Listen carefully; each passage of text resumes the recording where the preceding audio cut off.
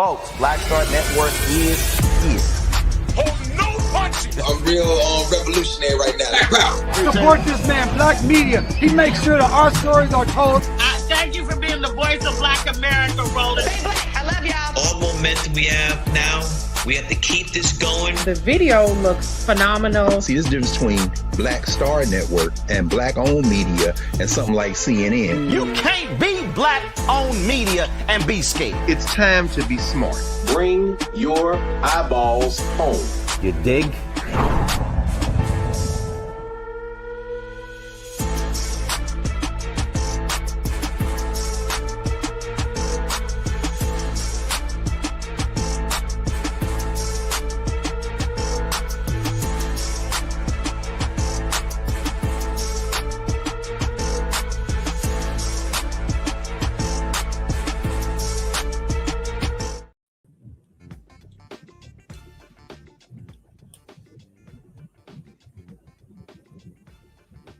All right, folks, today is Friday, January 9th, 2026. Coming up on Roland Martin Unfiltered, streaming live on the Black Star Network. Some major developments out of Minneapolis. We now have a new video taken from the perspective of one of the ICE officers. It actually does not help them at all. We'll also talk to a city councilwoman in Minneapolis where the Hennepin County DA says they're going to charge the officer, Jonathan Ross, who shot and killed the white woman in Minneapolis. It's a whole lot that we're dealing with, is breaking down in this story. So lots of new developments, and we're going to be getting right to it. Also on today's show, we'll talk about what's with Bishop William Barber, what's happening in North Carolina, where he says, hey, guess what, folks? This is our Selma when it comes to voting and civil rights. We'll also talk with the sheriff of Philadelphia County. She makes it clear, ICE, do not bring your thuggish behavior to my county or we're going to put you in jail. We're going to talk with her as well, folks. It's a lot we're going to break down on today's show. It is, of course, also the jobs report comes out. The economy under Trump has absolutely sucked. I thought he's supposed to be better for the economy than Vice President Kamala Harris. Well, we knew that was a lie. It's time to breathe the funk. I'm Roland Martin Unfiltered on the Black Star Network. Let's go. He's got whatever the miss, he's on it. Whatever it is, he's got the scoop, the fact, the find. And when it breaks, he's right on time and it's rolling. Best believe he's knowing.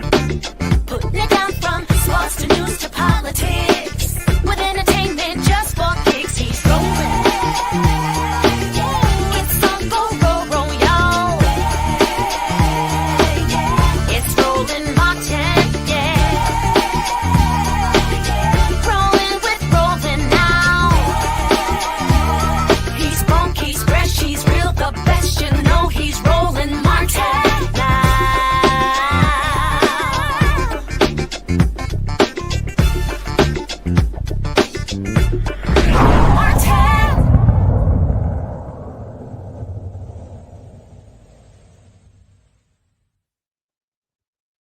Folks, for the last few hours, social media has been ablaze with a new video from the perspective of one of the ICE officers who shot and killed Renee Good. This video gives us a direct account of what took place. And if they think that this somehow helps their case, they're absolutely wrong. Watch this.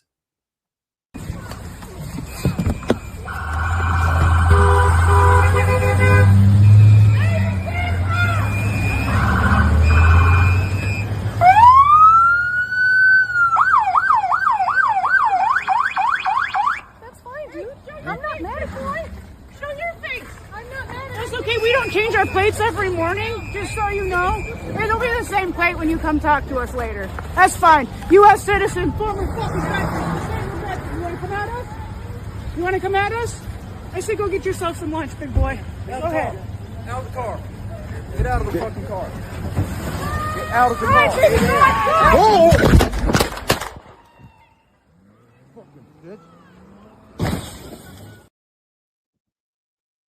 Folks, you see exactly what took place right there. So I want to play the video again so you can have a better understanding. And so you see Renee Good. You see she's smiling. No big deal. And then the officers, they decide to take their particular action. This is absolutely crazy. Roll the video again.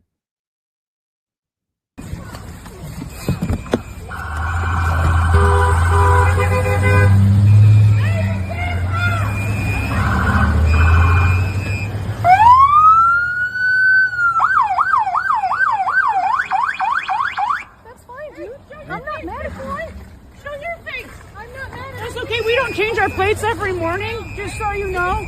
It'll be the same plate when you come talk to us later. That's fine. U.S. citizen, former fucking veteran. You want to come at us?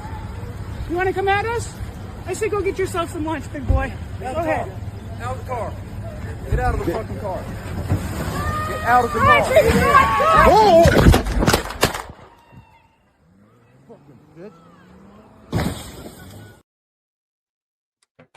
Yo, that is real. Hennepin County DA makes it clear that this officer, Jonathan Ross, is going to be charged for the death of Renee Good. This is beyond shameful, which actually took place now that this video is coming out. And a lot of folks are talking about what's going on here. Retired FBI agent, U.S. Air Force veteran, and crime fiction author Steve Lazarus, he put this video out talking about how this should have gone down. Watch this. Here's my take on the Minneapolis ICE shooting. Not from the standpoint of a politician or an activist, but through the lens of a 30-year career in law enforcement. I'm going to start by stating the obvious. I wasn't there. I haven't seen what happened before the video starts. That said, the more I watch it, the angrier I get. I spent 18 of my 22 years in the FBI as a firearms instructor. I didn't just teach agents how to shoot, I taught them when to shoot. One principle we hammered home was simple. Deadly force is never authorized merely to stop a fleeing suspect. Yes, if a vehicle is being used as a weapon, that changes the analysis, but nothing in this video supports that. If anything, it appeared the driver was just trying to avoid the agents altogether. Normally, I give law enforcement the benefit of the doubt when it comes to dealing with high-stress situations. But I can't do that here. At a minimum, this shooting reflects a failure of training and supervision. The deeper question, however, is whether law enforcement agencies are selecting and properly vetting people with the temperament and judgment required to make irreversible life and death decisions in seconds. Yeah, that's actually the case right there. Robin Wansley is a member of the Minneapolis City Council. She's the Minneapolis City Council minority leader. Robin joins us right now.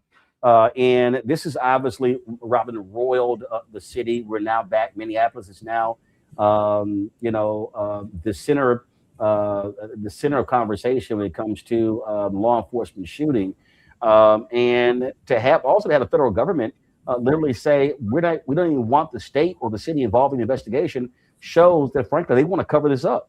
Mm-hmm. Mm-hmm. Yeah, and I don't think it's not short of a coincidence that where Renee Good was shot and killed by a federal ICE agent on Wednesday morning, it happened just a few blocks away from where George Floyd was also killed by a Minneapolis police officer by the name of Derek Chauvin back in the May of 2020. And we're seeing similar responses happen in that. We're seeing the Trump administration, which at that time it was our own city leadership in response to George Floyd's murder, trying to craft a smear campaign and mischaracterization of who the victims are. And we're seeing the Trump administration do that by framing Renee Good as an aggressor and thus warranted of the basically warned of her death, warned of the officer shooting and killing her. And we heard the same. Many stories put out about George Floyd and how somehow Derek Chauvin kneeling on his neck was not the cause of him dying. Even though also in both cases, there's video footage that shows clearly what happened, that these people were murdered at the hands of a law enforcement officer. And what I'm also very proud of in this fact is, same in 2020, our residents didn't wait for federal action to come in, intervene, to get justice for George Floyd. They organized for it. And we're doing the same here. That was one of the first demands that we put out, was that the federal agent responsible for Renee Good's murder, his name is Jonathan Ross, should be arrested and prosecuted.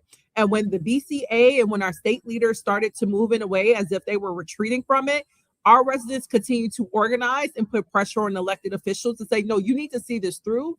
Because if we allow this to happen, this sets a new standard for our federal administration as they're invading and occupying other cities under this campaign of cruelty that they're using under the guise of immigration and keeping communities safe and going after the bad guys. They're going to use that as a way to give federal agents the right to kill with impunity, We fought against that even amongst regular cops. And Black Lives Matter following George Floyd's murder. We said, regardless, if you have a badge, you do not have a license to kill. And the same applies here. And just as we got justice for George Floyd, we are going to organize and get justice for Renee Good and all of our residents who've been kidnapped and abducted at the hands of these violent federal ICE agents, and set a new standard that you don't get to do this. And you won't do this in Minneapolis. Yeah, and what you have here is what does Donald Trump do? He's now sent more federal law enforcement to Minneapolis. Yes, he's now sent Border Patrol. I would say, actually, speaking of Black Lives Matter, one of our key leaders was actually sprayed with chemical irritants by a Border Patrol officer right after Renee Good was murdered on Wednesday. So it shows very clear that this whole story that they've been telling to the American people, that again, immigrants are your problem. This is why we need to go after them. This is why we need $1 billion to fund the ICE agency and the FBI to go after these people. It just shows it's actually a lie. They are going after everyone. And they tried this out in my home city of Chicago. When they went in and said, we're going to take out violent, immigrant and criminals and things of that nature. But somehow you're on the South Side detaining Black residents over there in their apartment buildings. How did we get there? And we're seeing the same thing here. They said they came in for immigrants, but you end up shooting a 37-year-old white woman on a Wednesday morning. Now you're shooting chemical irritants at Black residents.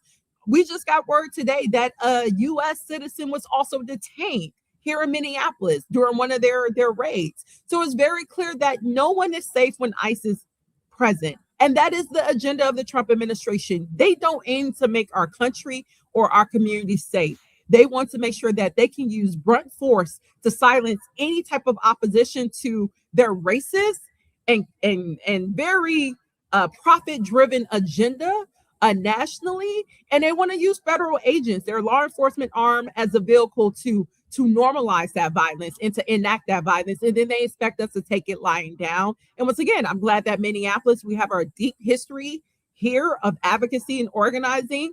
And we're showing, no, we will not. We will get justice. We will arrest your federal agent, and we will hold you accountable for infringing upon our own rights as a state to protect our residents using your federal ICE agents.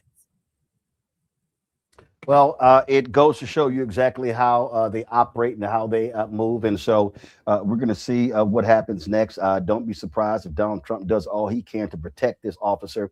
And again, he can protect him on federal charges, but he cannot do anything when it comes to state charges. Exactly. And that's why I'm so proud of our leaders, specifically our Hennepin County attorney, as well as our Attorney General, Keith Ellison. Our Hennepin County attorney is Mary Moriarty, that they said, look, we're standing 10 toes down on delivering justice for Renee Good, and we're not going to just retreat because the federal government said so. They're launching their own independent investigation. That was another main rallying cry and demand that we heard off the ground. This officer needs to be prosecuted, and we need to have an independent investigation, because there is no way that we're going to have the federal agency that caused this murder and is already working overtime to discredit the victim and also basically create the conditions for a dismissal. We're not going to let them just have that investigation to set that as a new legal mandate. No, we are going to do our own independent investigation. We're going to trust civilians in our own community to deliver the evidence that we need to put this man away behind bars. And we know we can do this because we've done it before. It was a young Black woman by the name of Darnella Frazier who filmed George Floyd's murder in 2020. And again, at that time, the city was working to basically cover up his murder. And had it not been for Darnella Frazier recording that, as well as dozens of residents recording and gathering evidence and footage of what actually transpired, if it wasn't for them, we would not have had that victory. And so I'm glad that our elected leadership also knows it's the residents here who were on the ground, who know what happened, that captured what happened, and they're going to play an essential piece or role and making sure that a thorough investigation happens that leads to Jonathan Ross, the federal agent responsible for Renee Good's murder, be put behind bars, just like we did with Derek Chauvin and the other officers involved with George Floyd back in 2020. All right, then. Councilwoman, we appreciate it. Thanks a lot. Thank you. Folks, going to go to a quick break. We'll be right back with our panel right here on Roland Martin Unfiltered on the Black Star Network.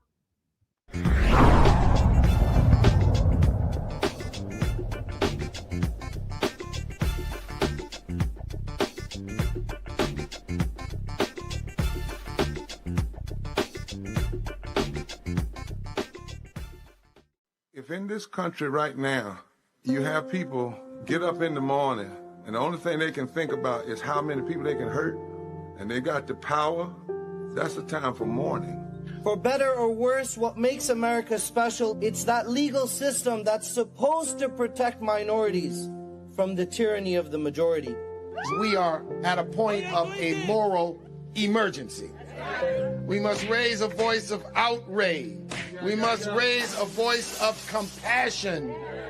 And we must raise a voice of unity. We are not in a crisis of party versus party. We are in a crisis of civilization, a human rights crisis, and a crisis of democracy itself. And guess what? You've been chosen to make sure that those that would destroy, those that would hate, don't have the final say, and they don't ultimately win. Hey y'all, welcome to The Other Side of Change, only on the Black Star Network and hosted by myself, Rhea Baker, and my good sis, Jamira Burley. We are just two millennial women tackling everything at the intersection of politics, gender, and pop culture. And we don't just settle for commentary. This is about solution-driven dialogue to get us to the world as it could be and not just as it is. Watch us on the Black Star Network, so tune in to The Other Side of Change.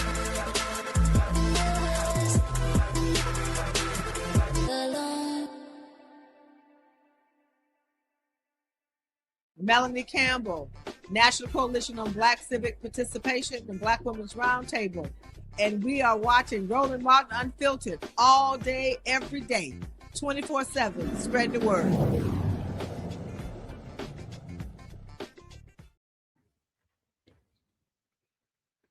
All right, folks. Yesterday, Philadelphia County Sheriff Rochelle Bilal. Woo! Let's just say she spoke some truth when it came to what would happen if these ICE agents decide to roll up in her county and showing their ass. Watch this. I'm Rochelle Bilal, the sheriff for the city and county of Philadelphia. And I say her name, Renee Good. Renee Good. Renee Good. Renee Good. Renee Good. Renee Good. This should not have happened, but we're here today. Let know that law enforcement professionals, real ones, not the fake made-up ICE, probably Trump's new army to attack citizens of the United States. Did you hear what I said? No law enforcement professional wears a mask. None. None. Those that come into our communities wearing a mask to commit crime, thank God for our district attorney, Larry Krasner, who said he's going to lock them up. And I'm saying now, we are not going to whisk you away for them to hide your identity, because when you do it there, you're getting arrested there. No whisk away for them to hide you. None of that here. None of that here. Law enforcement professionals do not shoot at moving vehicles. I'm not saying fleeing, because she wasn't fleeing. She was getting out of the way. Law enforcement professionals do not stand in front of moving vehicles invoking an action that is illegal. No, we don't. And so we stand here today with all those who stand against the made-up, fake, what you can call ICE, professional law enforcement. I don't call them none of that. I call them made-up, fake, wannabe law enforcement. Because what they do is against not only legal law, but the moral law. So I'm with the DA, and we will work with them. If any of them want to come in this city and commit a crime, you will not be able to hide. Nobody will wish you off. You don't want this smoke, because we will bring it to you. And the fake, whatever they call them, because I can't say the name, but the criminal in the White House would not be able to keep you from going to jail. Renee Good should be here today. And to her family, we are saying law enforcement professionals are not the ones here in this city that would do that. But here's the last thing that I will say. Law enforcement professionals around the country do their job, and we have been fighting for years to build that bridge between us and our communities. You have one negative nutcase that causes this problem, and now we all have to fight again to let people know law enforcement works with communities. These crimes would not be down if we didn't have communities work with us. Joining us right now is the Sheriff of Philadelphia County, Rochelle Belong. Glad to have you on the show. So you cut right to the chase. You got MAGA folks mad at you, saying you should resign. But also, look, there are black sheriffs in in North Carolina have made it clear they were not going to cooperate with ICE. We saw the black police chief in Illinois, how they were just running roughshod over them and just ignoring them and treating them like crap in one of the Chicago suburbs. Yeah, the MAGA people are really mad because I'm getting all kinds of threats, but I ain't a scared person. I've never been. I've been in this position before. I shut down a racist website called Dome Lights, where police officers in Philadelphia was at their desks, at their job, spitting out hate against black people. And I got threats from them. So this ain't no new place. I'm not scared of these folks. We need to start standing up and saying, you're not coming in our city and just run crazy over here. You're not going to do that. We got a district attorney that says you commit a crime, he going to lock you up. Okay, and we'll transport you to where you need to go. Not whisk you away to hide your identification. Not do none of that. We're going to stand 10 toes down on standing up for the citizens of the city and doing our job.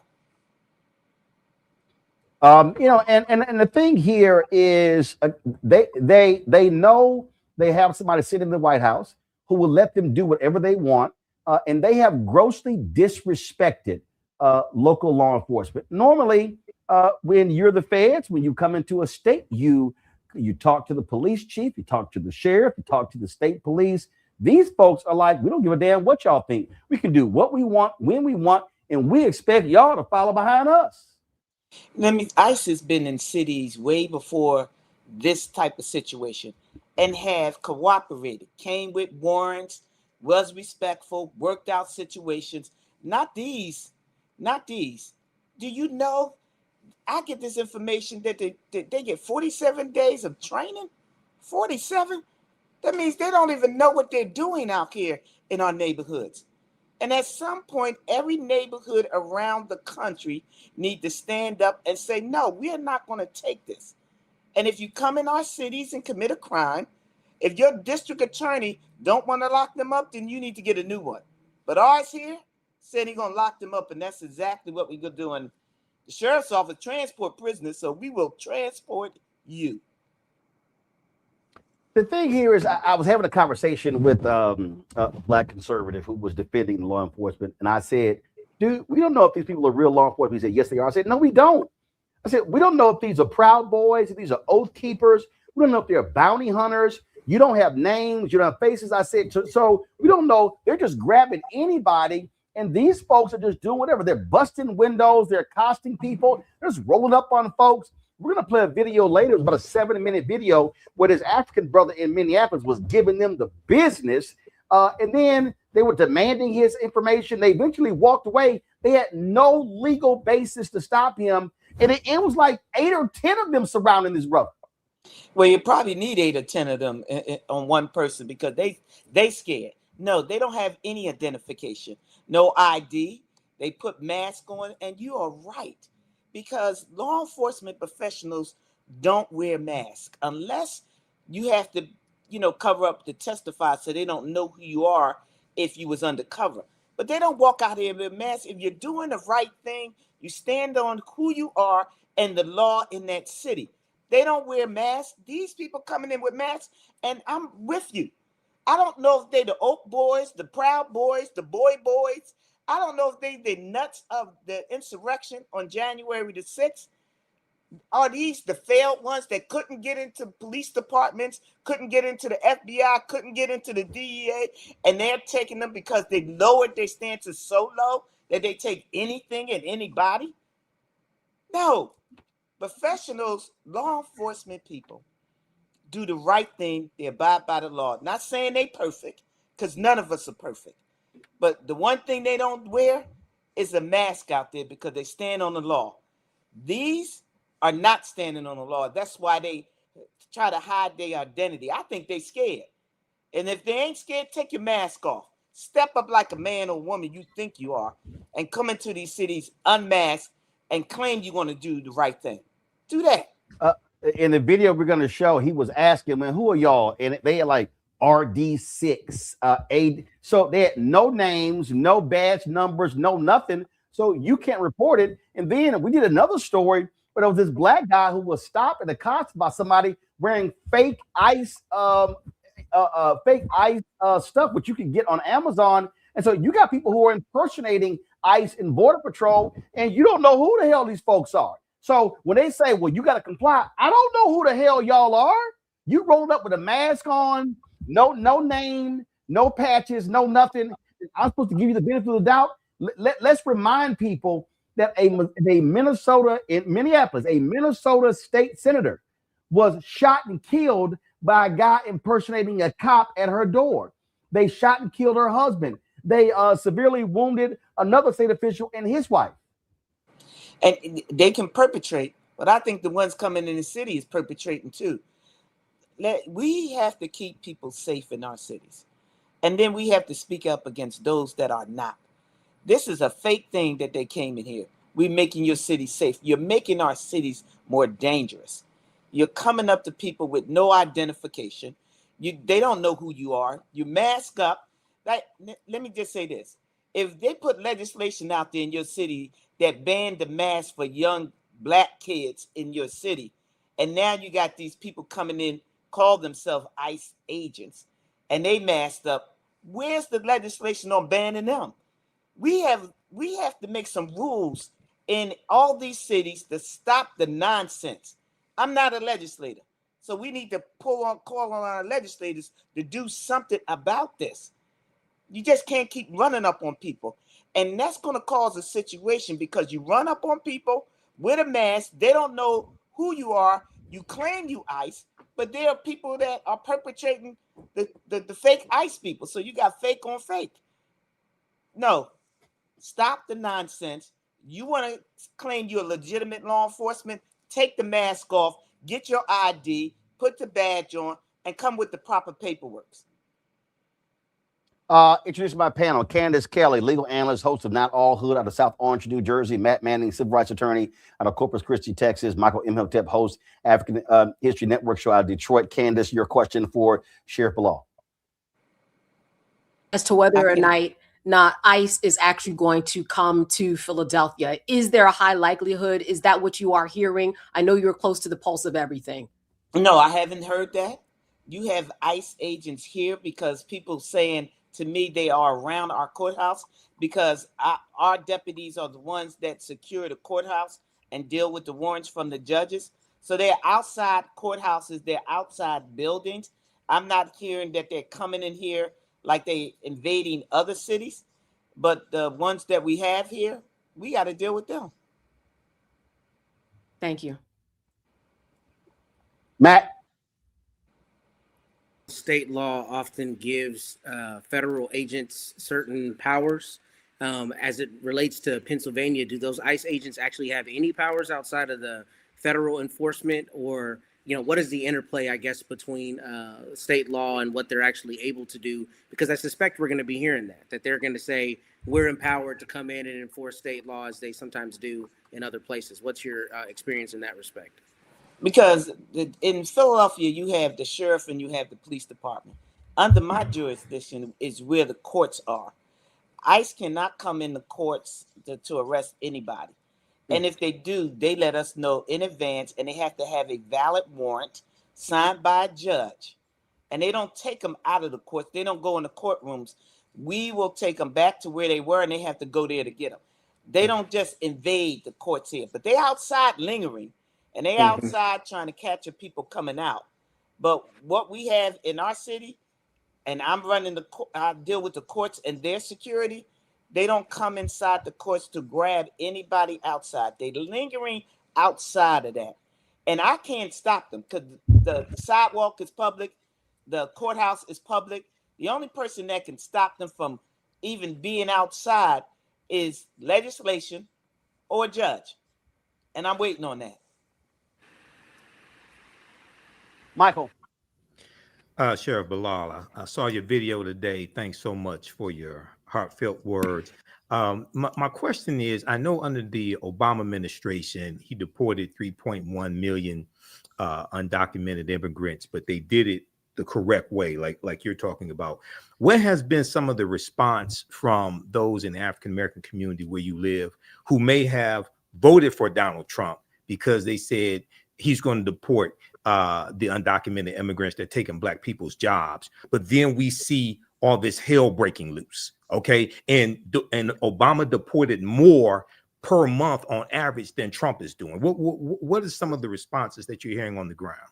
Well, the ones that voted for him feeling sick to their stomach right now because the promises he made to all of these people and even Black people, and I can't see why they even did that, but because they was fooled.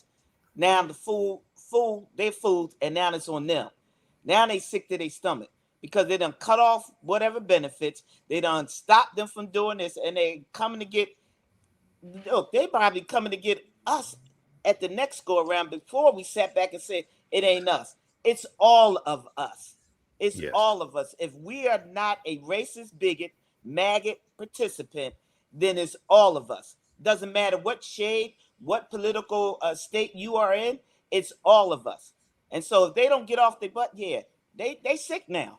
And now they're trying to figure out what it is they want to do. I tell them what, they need to get out here with the rest of these folks and fight back and not just take it. Thank you. Well, there are a lot of folks who are highly critical of their actions. And I think what this shooting has done, it has finally woken some folks up.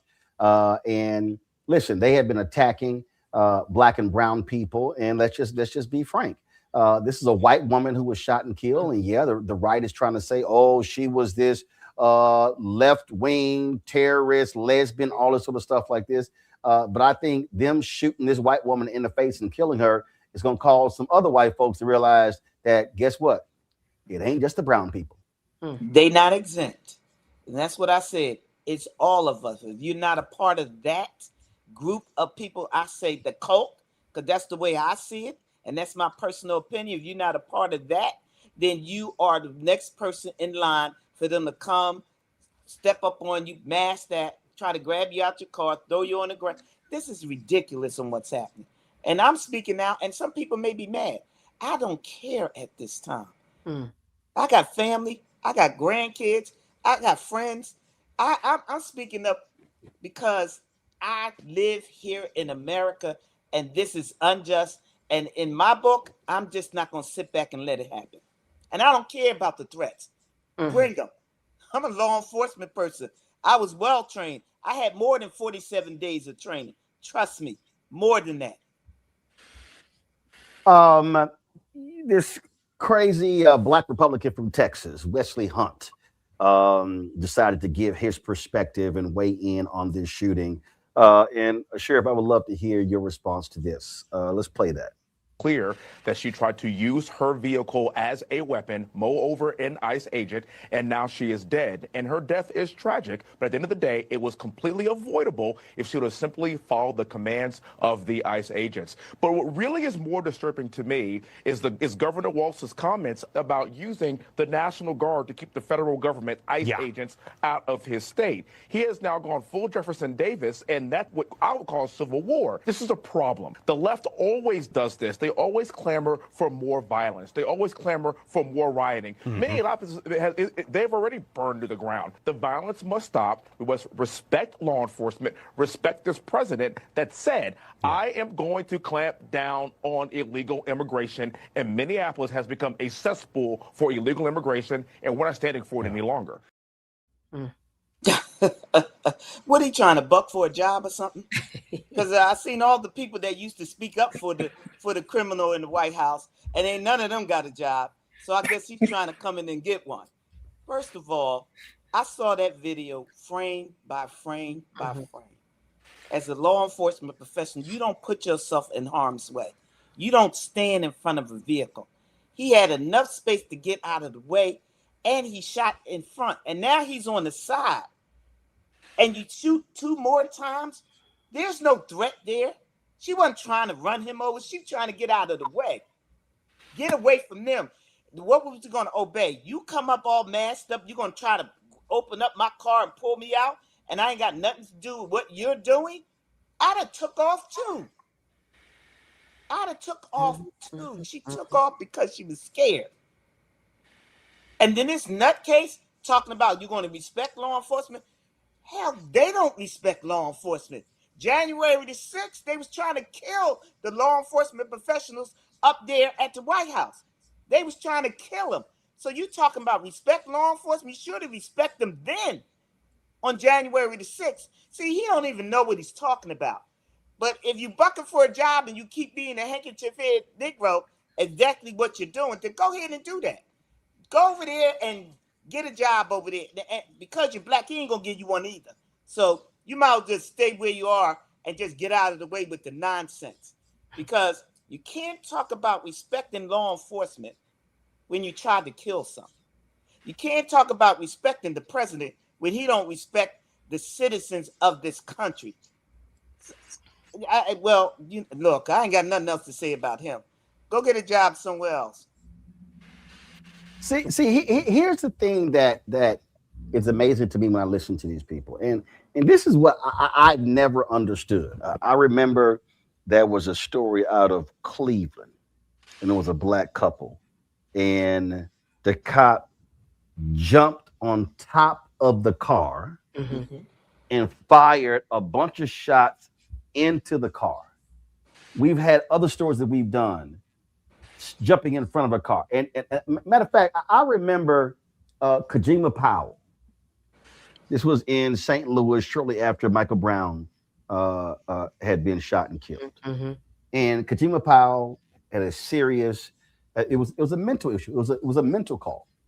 It wasn't more than 16 seconds from the time the officers arrived on the scene, and the door, it was 16 seconds from when the door opened to the first shot fired that killed Kajima Powell. And I remember when that happened, and Powell had this butter knife or something like that, and he flexed, and the officer immediately fires and kills him. And I'm watching this, and my first reaction, this is just me. And again, I don't understand. I won't say I understand police training and all of that. But what I didn't understand was if I'm a cop and I got a partner and I'm getting out of a car, okay, and the man is standing in front of me, there are other people, there are not other people around this way, and he's holding a butter knife, and I know I got a gun. So I know I have a lethal weapon. I can take this person out. I guess if I'm gonna have a conversation with homeboy, I'm probably, this is just me, I'm gonna step to the back of the car, put the car between me and him. We're gonna talk over the car. And when I see these officers, they jump in front of the car, or they firing at a car that's taking off and going away. I'm sitting here going, What are you doing? And the DOJ's own report shows you do not fire at a fleeing car. You don't do that because you don't know who you can hit. You don't know if you hit them, they run to somebody else. Matter of fact, it's a black kid, 26-year-old black photographer in DC. He's dead because the DC police were chasing a car. That car, this brother was on his way to an assignment, on his way to church. Car slams into him, he's dead because they were pursuing him. And so it's just mind-boggling sometimes when you go, what were you thinking when you know you have the lethal weapon in your hand and that person does it? That's right. And that's the rules of most. That's the law enforcement rules. One, the reason why, because people used to just chase cars all the time. And cars speeding down the street, hit people, kill people, children, grown, elderly, by the speed. You don't chase them, nor do you shoot at them because you don't know who is on the other side of that vehicle that you may hit or kill or harm. So that's why the rules are in place. You don't shoot at a fleeing vehicle. It got a tag. You catch it later. You don't chase them. We had that here in Philadelphia. I think his name was, correct me if I'm wrong, Dante Dawson, where the cop stood on the hood and shot down the car because he was in the car. Didn't make a move, nothing, just was in the car. The rules, because I was a police officer for 27 years, the rules was if a person is in the car and won't come out, that become a barricaded person. That's Get right. everybody in here to work it out. That's right. That's right. So you don't stand on top of a car and shoot down into a car. You don't shoot at a fleeing vehicle. See, these non-trained individuals, and they said he had 11 years. Then what was he doing for 11 years? On the border patrol? You don't know how to react to people in communities or urban cities. You don't know. But you throw them out here and they just start shooting? No. The rule states for most common sense law enforcement agencies. Now, the ones that don't, they can correct me, but I know being a cop for 27 years, that was the rule for us. And that's the rules for my deputy sheriffs here in this city. That's what we don't do. Well, it also reminds me when you have these cases, and we just did one the other day, this story out of Florida, black man, he's walking away back to the officers, has his hands up, he's not reaching for anything, shoot him in the back, kill him. Same thing. And you're like, so you're justified, the person's walking away. This is the stuff that we have to deal with. And I do hope, I hope that what this murder of Renee Good does, it wakes up these complacent people who have given these law enforcement folks the benefit of the doubt. And you're absolutely right. And I've said it for a long time. And I've talked to way too many folks in Noble who have called for accountability.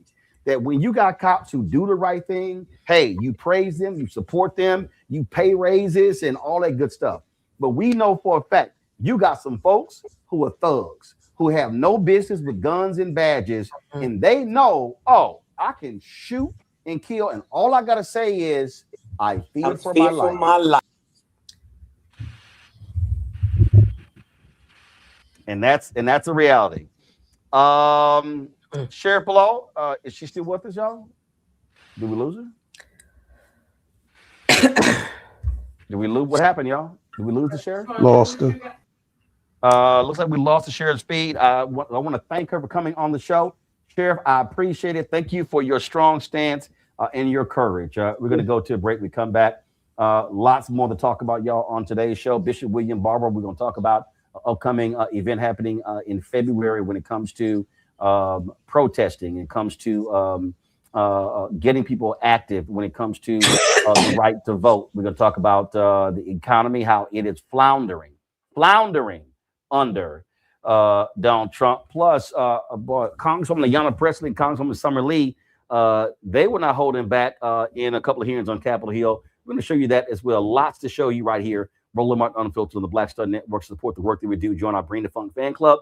You want to contribute, use the Cash App, use the Stripe QR code. You see it right here. The QR code, you use it for credit cards as well. PayPal is R Martin Unfiltered. Venmo is RM Unfiltered. Zelle, rolling at RolandSMartin.com, Roland at RolandMartinUnfiltered.com. Checks and money ordered. Make it payable to P.O. Roland Martin Unfiltered, mail to P.O. Box 57196, Washington, D.C., 20037, that's 0196. Back in a moment.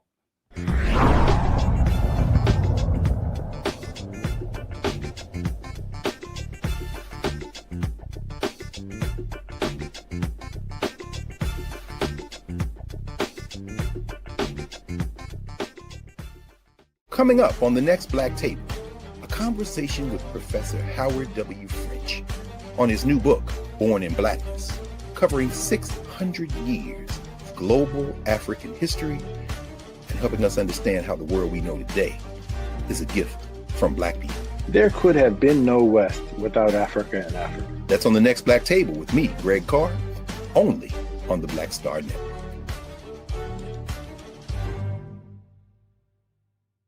If in this country right now, you have people get up in the morning and the only thing they can think about is how many people they can hurt, and they got the power, that's the time for mourning. For better or worse, what makes America special, it's that legal system that's supposed to protect minorities from the tyranny of the majority. We are at a point of a moral emergency. We must raise a voice of outrage. We must raise a voice of compassion. And we must raise a voice of unity.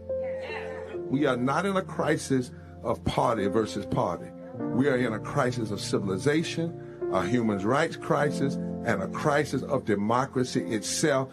And guess what? You've been chosen to make sure that those that would destroy, those that would hate, don't have the final say, and they don't ultimately win. I'm Risa Colbert, and you're watching the Black Star Network.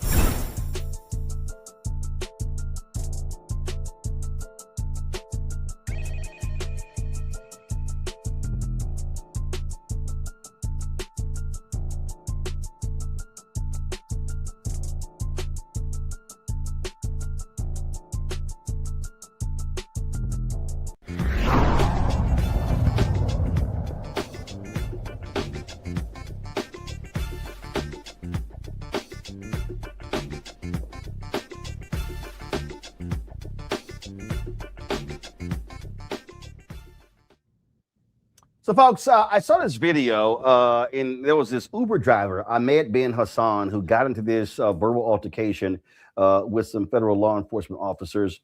Man, he was giving them the business. And so I just want y'all to see how my man, I want y'all to play the 755 version, y'all. But he was straight up just letting them have it. Watch this.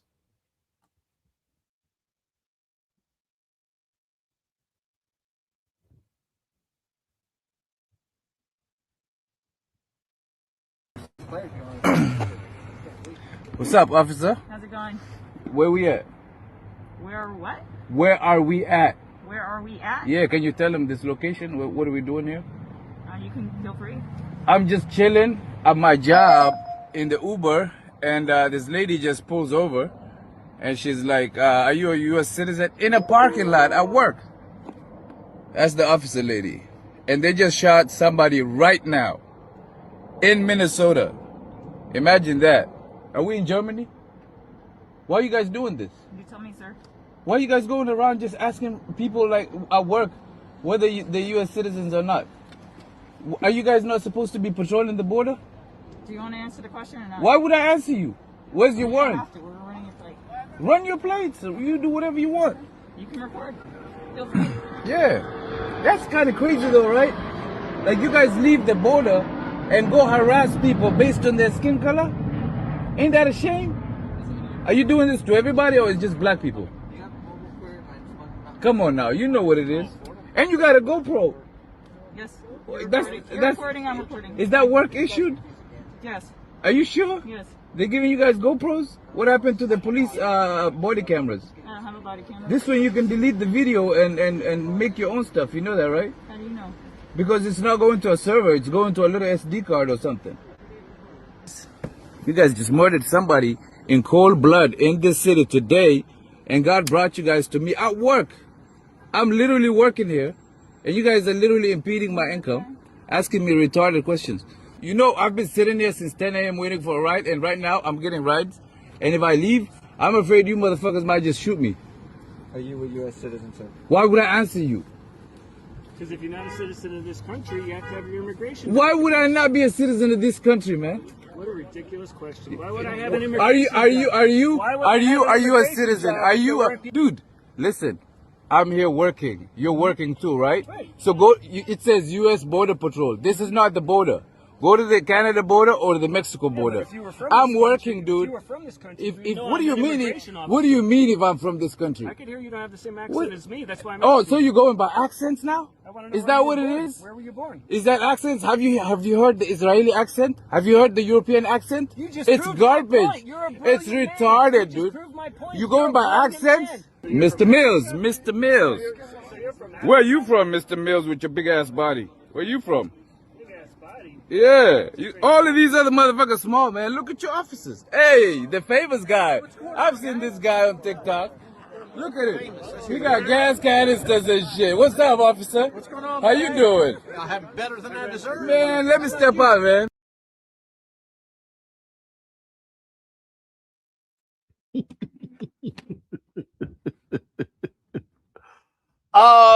That was wild.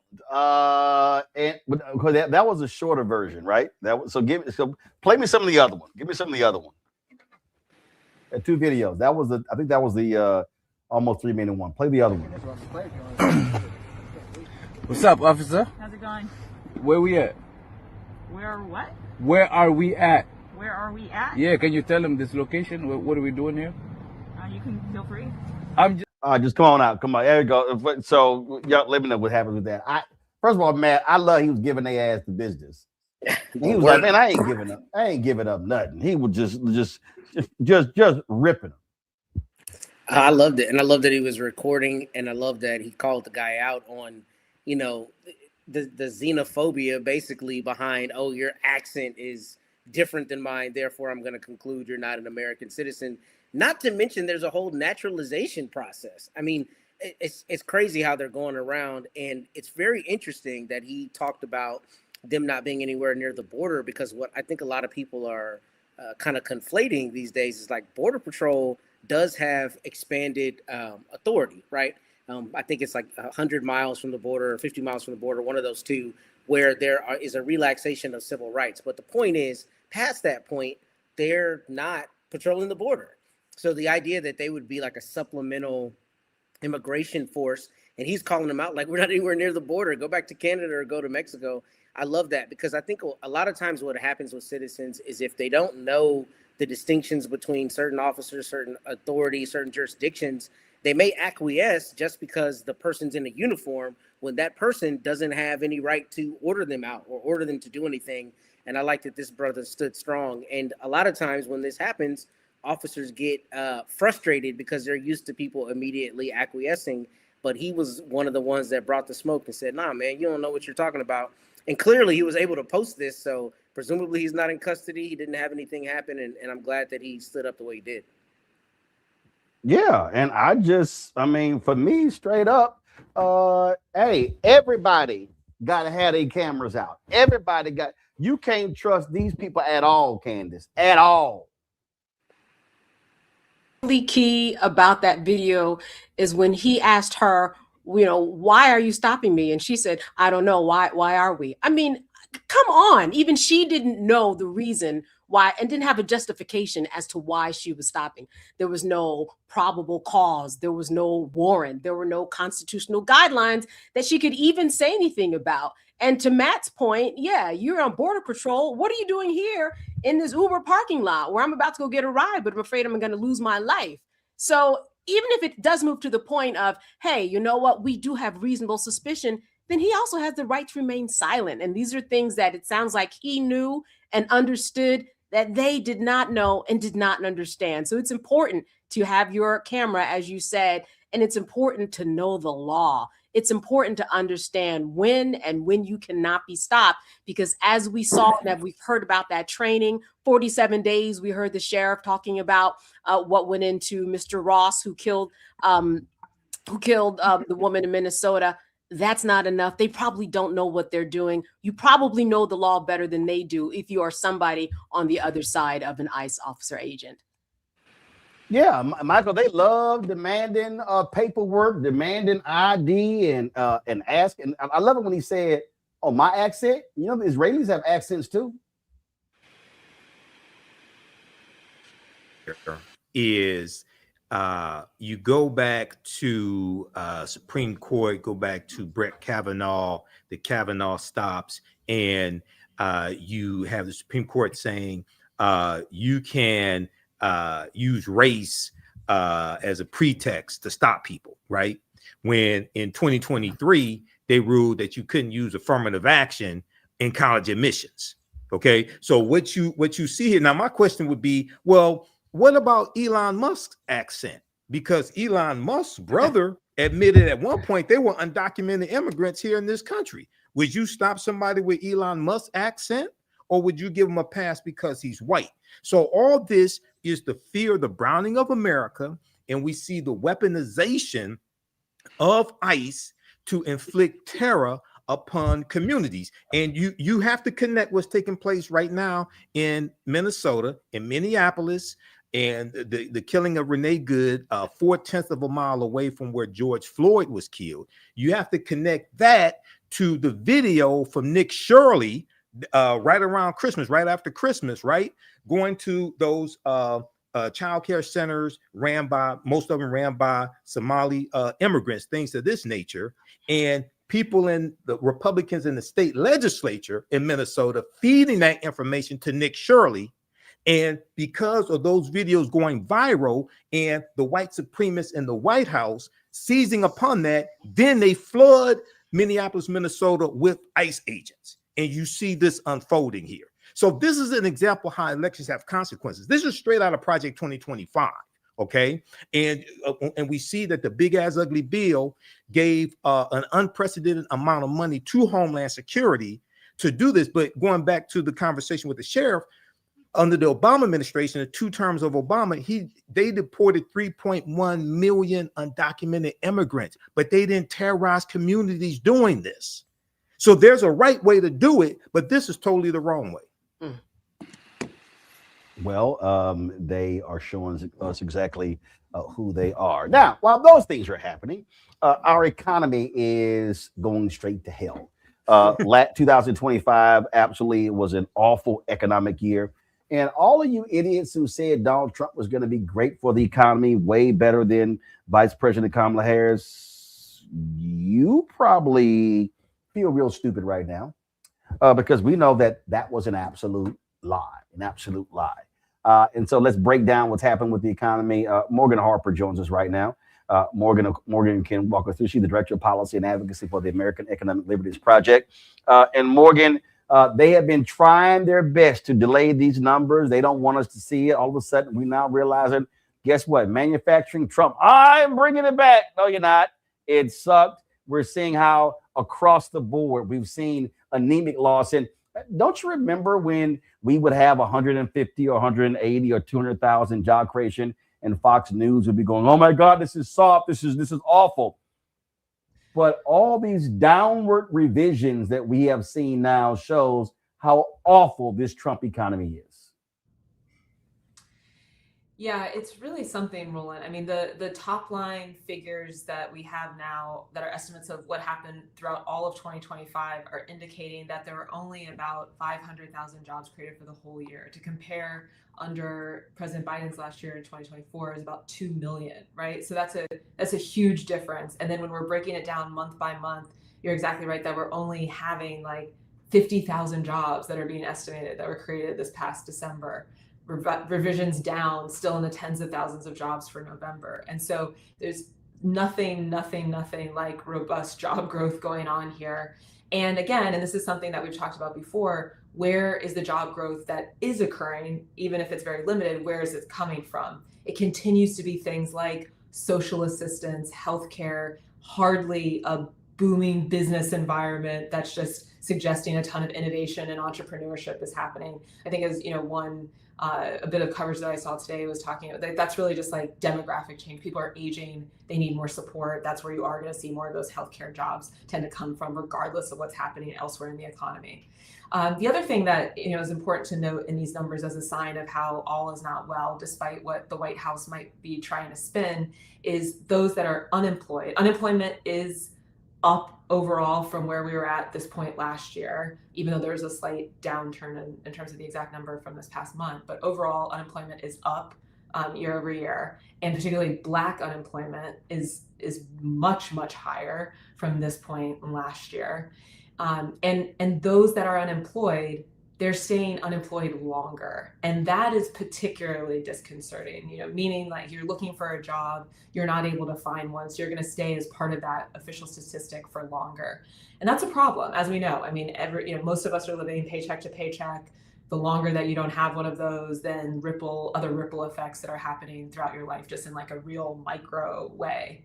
And then the other thing that I would note is just there is this dichotomy between what the White House is saying. I thought it was particularly interesting in a lot of their official messaging today, just how far they're having to reach for that positive spin now. You have the head of the Council of Economic Advisors, Kevin Hassett, his go-to talking point today was, oh, but those that have manufacturing jobs, they're getting paid a lot more. And it's like, well, that's interesting because, like you were noting, Roland, we've seen nothing but manufacturing job losses. So I guess his point is, if you happen to be one of the few people that still has a manufacturing job, that is surely not a new one that's been created this year because their policies have not resulted in that, well, then maybe you're making a bit more money, and that's great. But the rest of the economy is not really seeing any of those gains. And again, there just has not been that follow through on this promise of bringing American manufacturing back, inspiring a new wave of innovation. Nothing in these numbers suggests that that's actually occurring.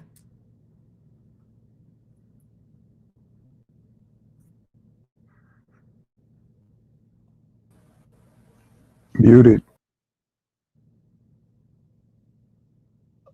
I love all the spin they've been doing. And in fact, I came across this video. I'm gonna try to find it. Scott Bassett, they were at this event, and this woman came up and said to them point blank, guess what? My things have sucked when it comes to my life, my business, because of these tariffs. And he was sitting kind of like, uh-oh. And it's kind of like, yeah, try to tell you.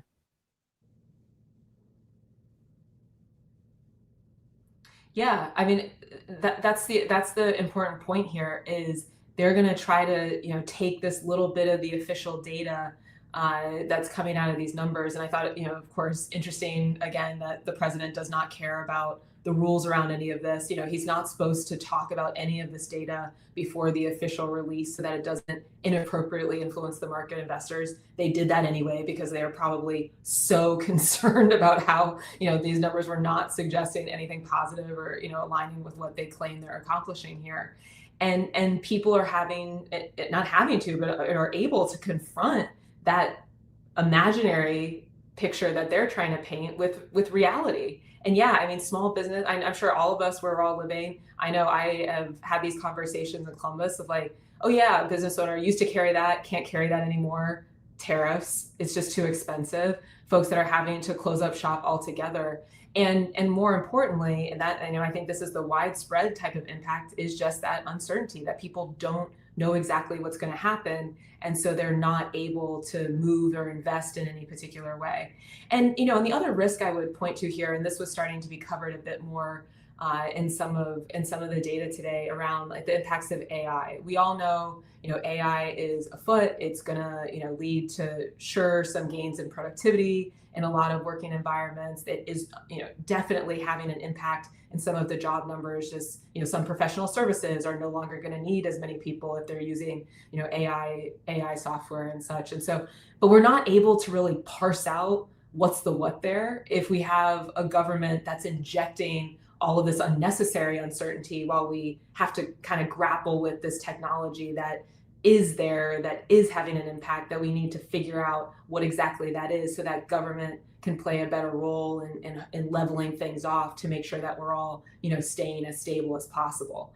I think that's a risk that, we're not always talking. We certainly, you and I haven't been talking about every month, but it's something for us to continue to draw attention to, in that AI conversation and how this connects to the jobs data.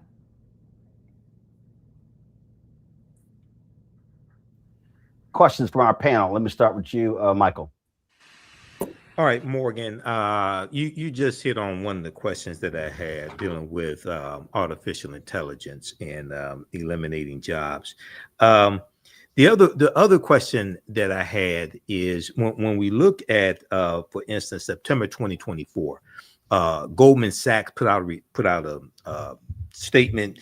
They analyzed both Trump and Kamala Harris's economic plans, and they said that Kamala Harris's plans would give the biggest boost to the economy. And they talked about how Trump's proposed tariffs on imports and tighter immigration policies would really destroy the economy. What feedback are you hearing from African Americans specifically on how they are trying to navigate throughout all this? We're looking at unprecedented unemployment for African Americans in the past few years. We're looking at energy prices up 13%, beef prices up, coffee, et cetera. What are you hearing from African Americans on the ground? Well, I think it's interesting because, a lot of us probably don't have the expectation that the government's always going to be working in our best interests, I would say, as a community. And so I think in certain ways, we're kind of prepared to be surprised and the unexpected in a certain way. So psychologically, maybe that puts us in a slightly better position than the average person that is used to maybe living with that illusion or expectation that somebody's going to be taking care of you, looking out for you. That being said, I'm hearing that people think what's going on is crazy and that there is no way to make this all add up. So, like you're saying, Mike, we have, the uncertainty around tariffs, that those costs are having to be passed on certain goods and all sorts of businesses that we're going to based on how this administration chose to implement tariffs. That is not inevitability, right? There is a version of doing better trade policy, tariff policy that would not go like this. That is not what they decided to do. In addition to some things that are never going to be reflected in this data that we're talking about, like energy costs, like utility prices. And I think the important point here is to emphasize, none of this is inevitable. None of this is necessary. Even when we're talking about AI, right? We're kind of just hearing AI, it's happening. We got to just deal with it. It's well, no, we have a government that can pass laws that kind of decides the rules of the road, even for something like an innovative technology, like how that's actually going to be playing out in our economy and our society. But unfortunately, that is not what this government's trying to do. I think the other thing I would note is, when we're looking at, I don't have all the ins and outs of exactly what Kamala Harris was proposing, but I can guarantee you that there were some elements of it that we're also looking at what we call the supply side of things. So, it's interesting, this proposal that's come up from Trump, that you all might have seen some coverage of around buying up more of these mortgage-backed securities, bonds to try to lower interest rates. And then that's going to solve the housing crisis. This is their big housing plan. It's well, okay, but y'all aren't doing anything to address actually what's going to be necessary to build housing.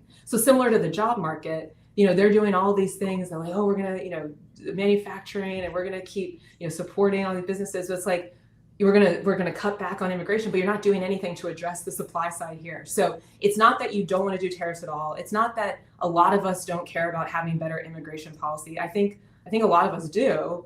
But if you're gonna put in these real, extreme approaches, and then you don't do anything on that supply side to, train people up or make sure that we're impacting the number of people that are available to take on any jobs that are being created, or incentivize businesses to want to create those jobs, well, then you are just setting people up for absolute devastation. And I do think that, that's what I'm hearing from a lot of people, that they're kind of worried that's where we're headed. And there's not a lot of ways to maneuver to protect yourself in that environment. Mm-hmm. All right, thanks. Candace. So there are a lot of people who graduate these days with computer science degrees, and they're so behind because technologies move so fast. By the time they get a job or not get a job, they're just behind. So I'm wondering, for people who are, looking into areas to go to in terms of studying, where are the hot jobs coming in 3 to 4 years? What will a good degree look like? Because it certainly isn't computer science. I mean, there's so many statistics and headlines out there about that, but where do folks go? Yeah, I mean, I think that's a great question. And, I've been, and certainly not a workforce expert or anything like that, but I have been hearing the same covers that you're talking about with the computer science degrees, now being somewhat less necessary, less in demand just based on the advances in technology. And more than anything, we are going to need people that do have critical thinking skills and an ability to still be able to write and work through complex problems and deal with lots of different kinds of people, something we would call like a liberal arts education. And it's out of vogue in this administration and not just this administration, I mean, it's a movement across the country that's kind of, pushing back on those. But I do think that there continues to be a need to invest in people, regardless of what circumstances you might be born into, if they want to pursue an education, higher education, that pathway is available to them without getting in a bunch of debt. That being said, completely support and do think, and this is something we were seeing a lot under the last administration, under the Biden administration, an investment in trades. And if we, have, the types of policies that were happening under the Inflation Reduction Act, incentivizing solar investment in solar energy that then requires people to have the training to be able to install that in building trades. That is going to continue to be necessary.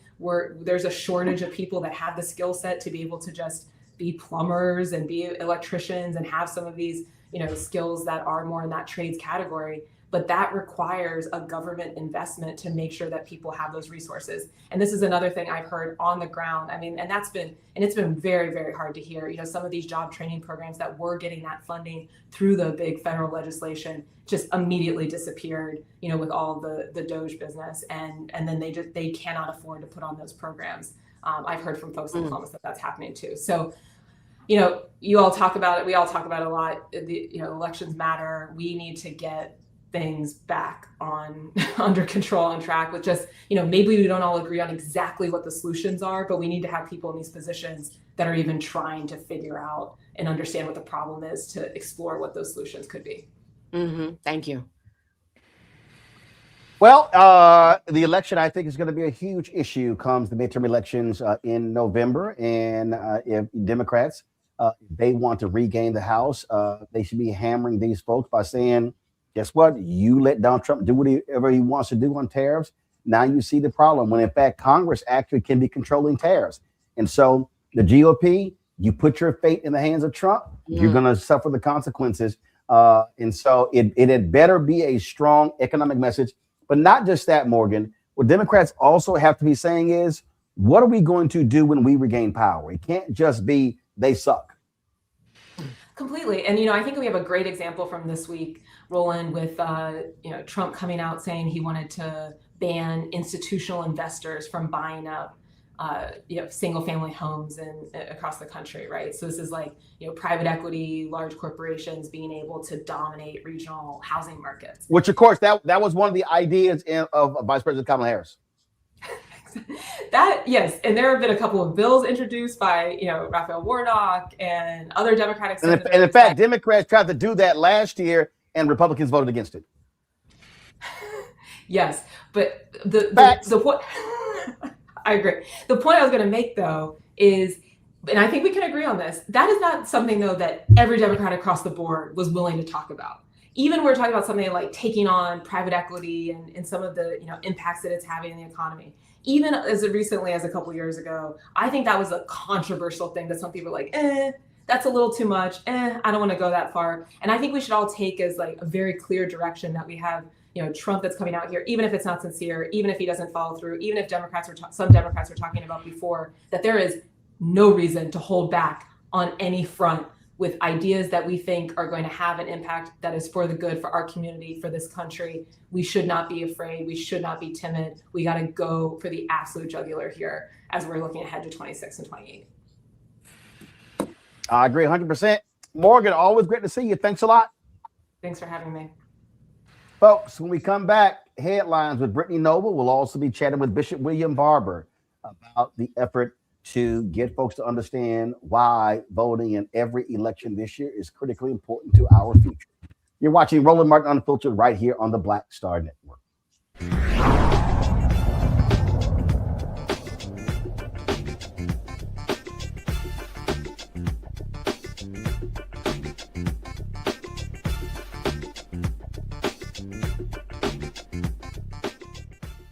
They said the quiet part out loud.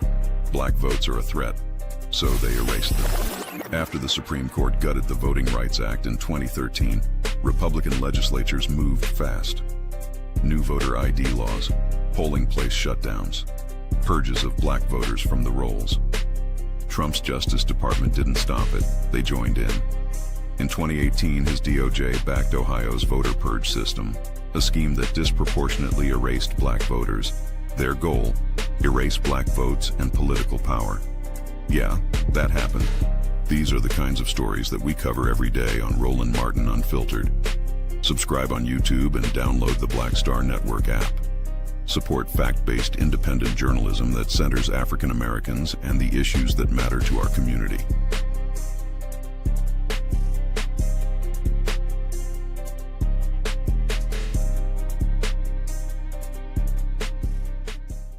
If in this country right now, you have people get up in the morning and the only thing they can think about is how many people they can hurt, and they got the power, that's the time for mourning.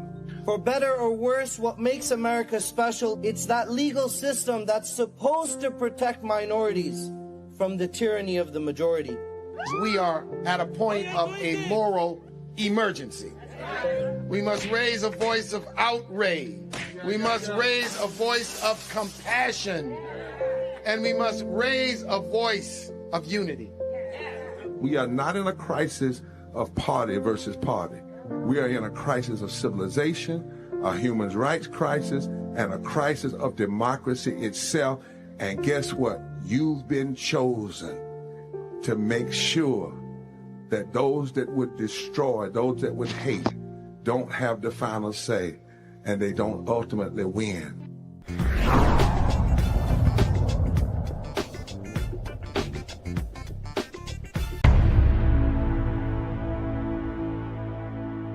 At the end of the Selma to Montgomery March in 1965, Dr. King stood in front of the Alabama State House and told 25,000 Americans that the greatest threat to the greedy oligarchy is when poor blacks and poor whites and others mobilize together and form a voting bloc that can fundamentally shift the economic architecture of our nation. In America today, we have fewer voting right protections than we did when the Voting Rights Act was passed in 1965. And state legislatures have abused their power to try to pick their voters rather than let the voters pick their legislators. Meanwhile, every day people are suffering while the greedy get richer and richer. Dr. King was right, and many others were right. The billionaires who think they can buy our politicians are afraid of people coming together across dividing lines and building power together. In 2013 and 2014, we together in this state built out the Moral Monday movement. And in 2014, more than 80,000 people showed up in Raleigh for a mass people's assembly. We mobilized our power. We mobilized our vision. We did not continue to just resist what others were doing. We claimed the world that we wanted, the society that we wanted. And what we did energized.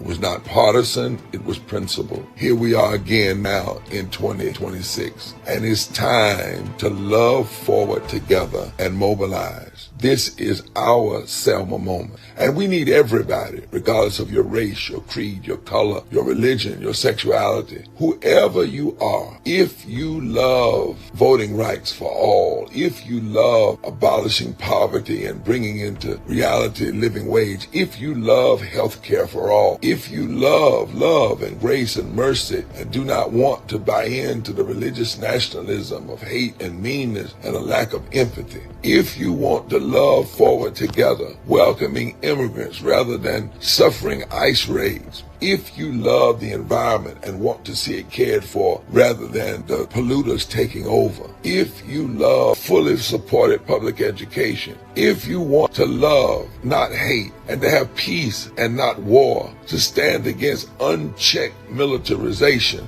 and the militarization of our cities, then it is time to come together and mobilize our power and our passion for justice, then we now are in a moment where we must move from resistance to loving forward and mobilizing our power. So, from February 11th through the 14th, North Carolinians are going to be walking and marching and caravanning from Wilson to Raleigh. And on Saturday, February 14th, Valentine's Day, we will hold a massive People's Assembly for a moral agenda in Raleigh, North Carolina, saying it is time to love forward together. We are marching from a district that MAGA extremists, because of a call from President Trump, decided to gerrymander the 1st Congressional District, take it away from the people. And we are inviting all defenders of democracy and champions of the common good to meet us in Raleigh on February 14th to reclaim a moral agenda, an agenda for going forward, to pursue the society and the democracy that we want, not only for ourselves, but for our children's children. For somebody's been hurting our people, and it's gone on far too long, and we won't be quiet anymore. We will love forward together.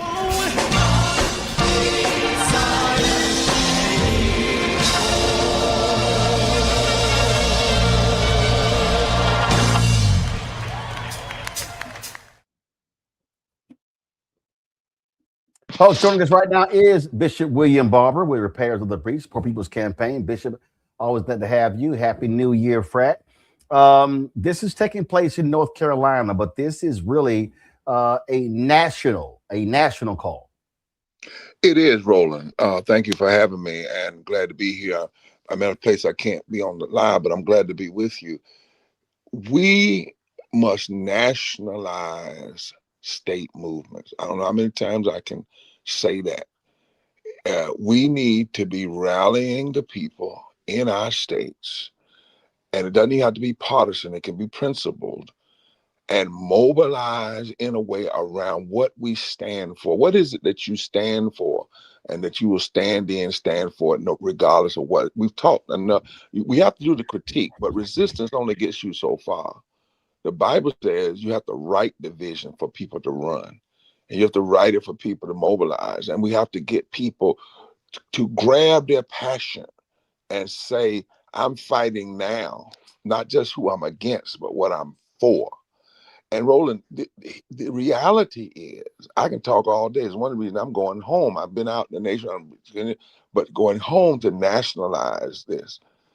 In North Carolina in 2025, Trump won by 180,000 votes, 1,830 votes per county. Over 300,000 Black folk that were registered and had voted infrequently didn't vote. Over 1.7 million poor and low-wage people who had voted were registered but voted infrequently and didn't vote. And you look at these numbers in Georgia, Trump wins by a little over 100,000 votes, but over 300,000, 400,000 African Americans didn't vote. Over 2 million poor and low-wage people who had infrequently voted and tended to vote progressive did not vote. And people are saying, what? You ask them why, and they say, nobody talked to us. Nobody spoke to our passion. I don't totally agree with that, but my point is, there comes a time when you can't just say what Goliath is doing. You have to decide it's time to take the mic from Goliath and say what you stand for and what rocks you stand on, if you will, Roland. And that's why we're going from, the last straw was for them to get this is how it went down. Trump called our state, MAGA, and told them, take this district, first congressional district, dominantly Black. And they said, okay, and went down and redistricted it. But the numbers they use, Roland, they are based on 49% turnout or less. And in that same district, Trump won by 11,000 votes, but hundreds of thousands of folks didn't vote at all in that district. And we're saying to folks that you can't keep just resisting and talking about what is it we are fighting for. 3 days we marched from Wilson to Raleigh, and then a massive. And lastly, you know this, it's not just a rally. People are going to get that day on live Mhm. stream. There were 7 things to do what you and I call micro organizing. Back That's in the right. yeah. Well, here's a perfect example. I'm showing right now. This was when we were in Austin, Right. and this is a drone shot we had, and it was a multi-day march to the state capitol, and you were there. Beto O'Rourke was out there. Reverend Jesse Jackson Sr. was out there, and the thing that that so this was July 2021. So here we That's right. sit, January 2026. We saw what Texas did, stealing 5 seats. We saw how they passed all of these voting laws. And I remember there were people who were then saying, "All right, man, y'all sitting here, you're doing this march." But as we said, we talk about micro to macro. The problem with so many of these other folk out here, they want to have one big old rally, get lots of attention, and then you go, okay, well, what the hell you do? What's next? And all I've heard in the past year, Bishop, and you and I talk about this all the time. I've heard more people say, "Hey, man, who's doing something? We're waiting. We're ready to go. We're ready to do this thing." And the problem is too many organizations, too many churches, too many black churches, too many civil rights groups, others. They've been non-existent. Chatting with, doing email fundraisers, and the people are saying, "Where's the plan of action to fight back?" That's right. Where's the plan of action, and what is it that we're fighting for, and how we mobilizing so that there's a movement, not just a moment. When we went to Texas, as you remember, about 100 folks started with us, but thousands showed up. Now, we encourage people, you and I, to keep doing it, right? To keep going, build it out. Folks said we've never seen this many people come to the State House at one time. We said, if you keep moving and keep mobilizing. Now let's go from that to the fact that you've got 3 million poor and low-wage folk infrequent voters. Go after them, but you got to go after them with talking to them and real policies. The problem is, Roland, too often we're leaving folk out. And I'm saying to politicians, you can't just run this year on who you're against. What are you for? What's going to happen if you get to be the governor or the senator or whatever? What's going to happen in the first 50 days? What are you going to make happen? And all of us, the organizations, if you've been waiting to do something, I mean, when the big, bad, deadly, ugly, destructive bill, Roland, you were there. Some of us, white and black and others, went to D.C. and made a call. Come now. Come to the rotunda now. They arrested us. I know folks saw it because millions of people saw it online. But do you know some folk were doing something else? I don't know what they were doing. And then after it was over, they said, we didn't know. Now, there's a certain part at which you can't claim ignorance, But let's just say folk didn't. Okay, here we are now, 22 million people. 20 million people are losing health care. That's who you got to organize. That's the power. People are losing food stamps. That's who we must mobilize. So our effort, and I'm saying, Roland, every state ought to have this. And preachers, hear me. You ought to do this in your state. You ought to get thousands and thousands of people, have a massive group, but not just for a day. And then you ought to lay out your plan for micro mobilizing and organizing and civic engagement and voter push in each county. And Roland, you know why we're doing February 11th, 12th, and 13th? It's not just because it's Valentine's Day. It's the first week of early voting, same-day registration. So we're going to be So out there. that's called having a reason, having a rationale in terms of what you're doing, and not just gathering, because you meet and you're pushing people towards something, to do something. Because that's when early voting starts in Texas for the March 6th primary. That's it. And I would love it. We're trying to model. It would be an amazing, if there are any folk from Texas right now and preachers down there, you all could do this. Go join us. Do one the same weekend. You can do it and you could do this in 3 weeks. Bayard Rustin didn't have 6 weeks. to maybe 8 weeks at the most, to pull off the March on Washington. You can't, we could, what if Texas decided after all of this craziness that you were going to mobilize, and let's say you didn't march 3 days, but you did one somewhere and massively come on February, but your reason is to gin up the energy and the power of people turning out for early voting. In Texas, do you all have same-day registration, Roland? I don't know if We do Texas not does. have, not in Texas. Right. That's right. But see, we do. So what we're saying to folks, while we're marching, the church we're marching from, by the way, is on Martin Luther King Boulevard, St. James Christian Church. My wife's the pastor. The church we're going to end up at is Pullen Memorial Church, which has been a progressive white congregation on the 13th. But what we're saying to folks is the 12th, the 13th, the 14th are all same-day registration early voting. So while we're walking, you march to the polls, and you don't even have to be registered. All you have to do is go and register and vote.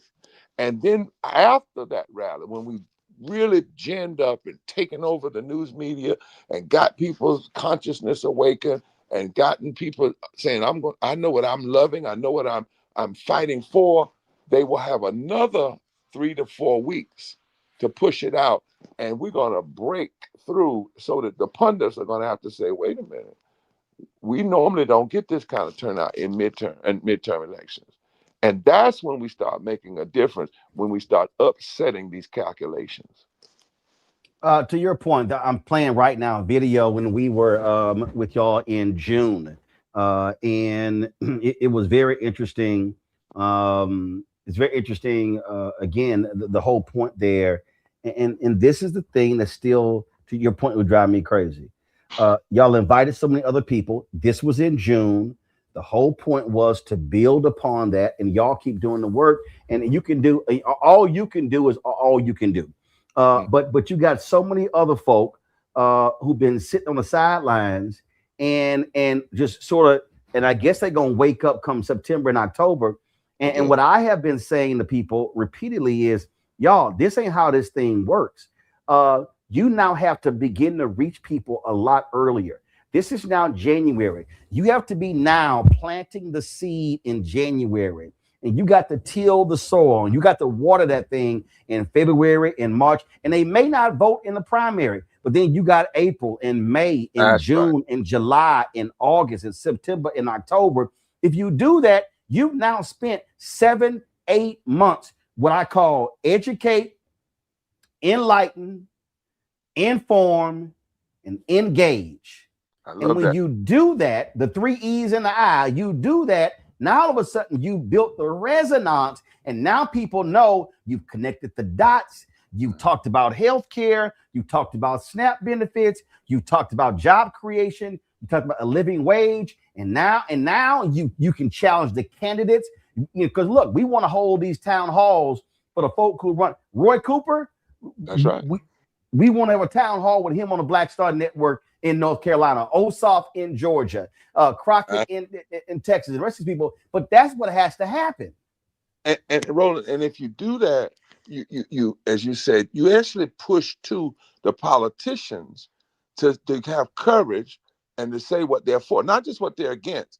And so the other part of what we're doing, we've been in the 1st Congressional District since they did what they did. We filed a suit challenging it as racism, but we also are not in those districts having town halls, all those counties down east.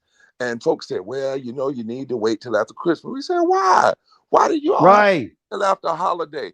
We went in Christmas. We're going to do, as a part of this gathering, a 7-stop tour across North Carolina leading up to this, ginning people up, educating people, making sure they know what's going on, doing nonpartisan voter guides that tell on people. We don't tell you who to vote for, but we can tell on them.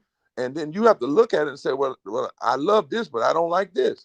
But you got to do this work early and hard.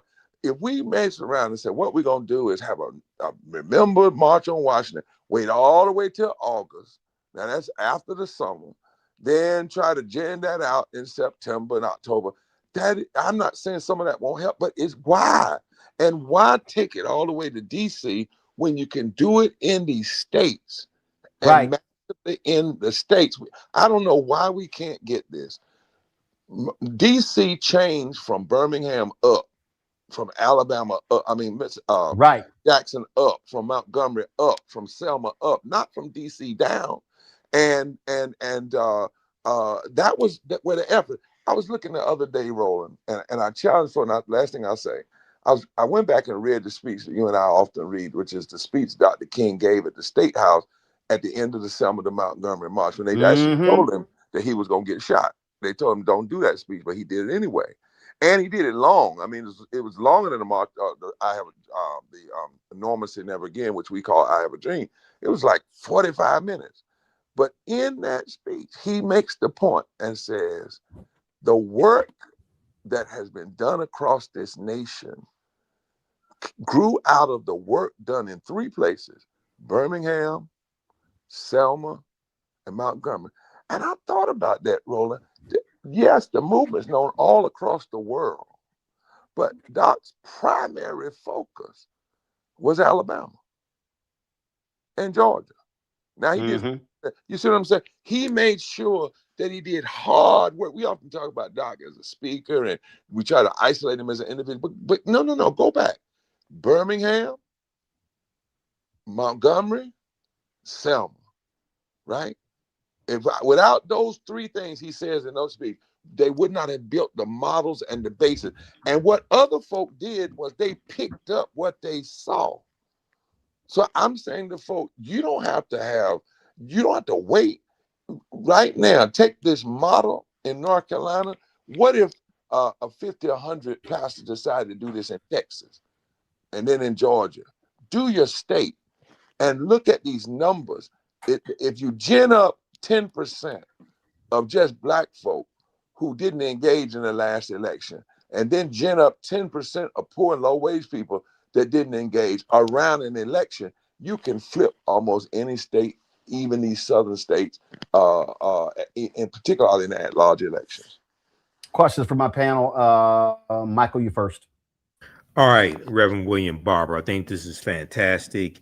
And my question to you is, for some of the people who are with you in this movement now, they say, yes, brother, we get it, we're with you, but they didn't vote in November 2024 election.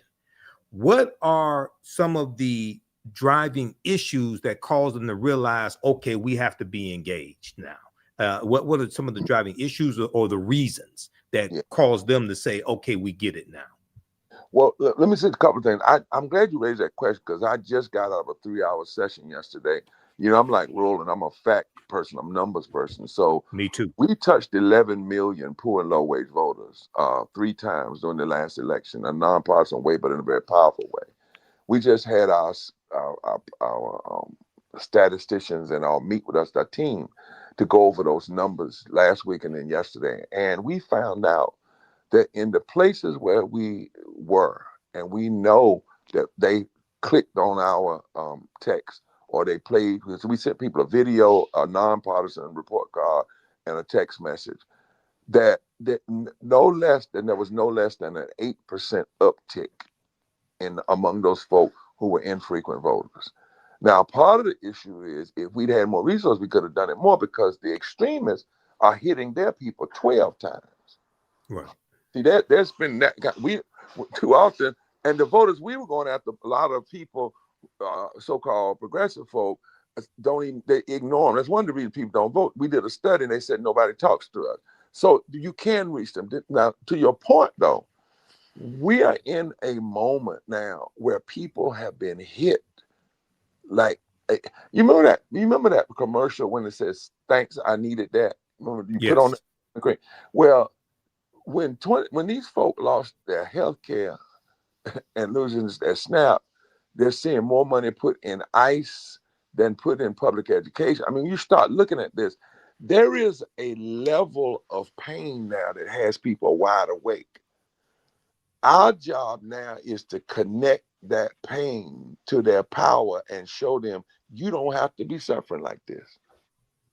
Doc, here's the statistic that is going to make somebody roll on your show cuss. and it's okay. The current Congress that we have in office right now is there because of a 7,000 vote margin in a time when 90 million people didn't vote. We have to start getting folk to understand that so they can own their power. Yep. They can own their power. And every time I say that, when I go places and say that, and then I start telling people, did you realize in your state such and such and such that folk will say, well, damn. And that's what I want them to say. I want them to understand all this nonsense about it doesn't make a difference. It's just nonsense. It's robots lying to you on social media. It's not real people who know the deal. And now in the midst of this, we've got to help folk understand if you love living wages, because right now you got a group of folk, they are thinking about nothing but firing you. If you love health care for everybody, not just access, but actual health care for everybody. If you love a society where we don't have to keep suffering ICE raids and we can welcome immigrants. If you love expanded and protected voting rights, if you love a society where the military is checked and not unchecked, and our cities aren't militarized, then you've got to turn that love and that passion into power, and you have it, and it's real and it's possible. That's what I think, my brother, it can help folk who were sitting on the sidelines no longer sit there. And lastly, what's so powerful about this is you don't even have to get 100% of the folk that sat out. In most of these places, if you do the hard numbers, and that's why I'm hoping their preacher groups meeting, I hope they got some statisticians in these meetings and not just saying cute things about Trump. The power is sometimes in as little as an 8% or 10% turnout of the folk that didn't turn out. Absolutely. Matt. Reverend Dr. Barber, my question for you is kind of a cousin of Michael's, and it's how much do you think there's going to be an influx, particularly of white voters who sat on the sideline, maybe who were Trump adjacent or Trump, I don't know, favorable, who didn't participate, who may now be spurred into participation because of economic issues, law enforcement issues? What is your thought on that and how that might affect either the midterms or just the ability to galvanize people actually getting out?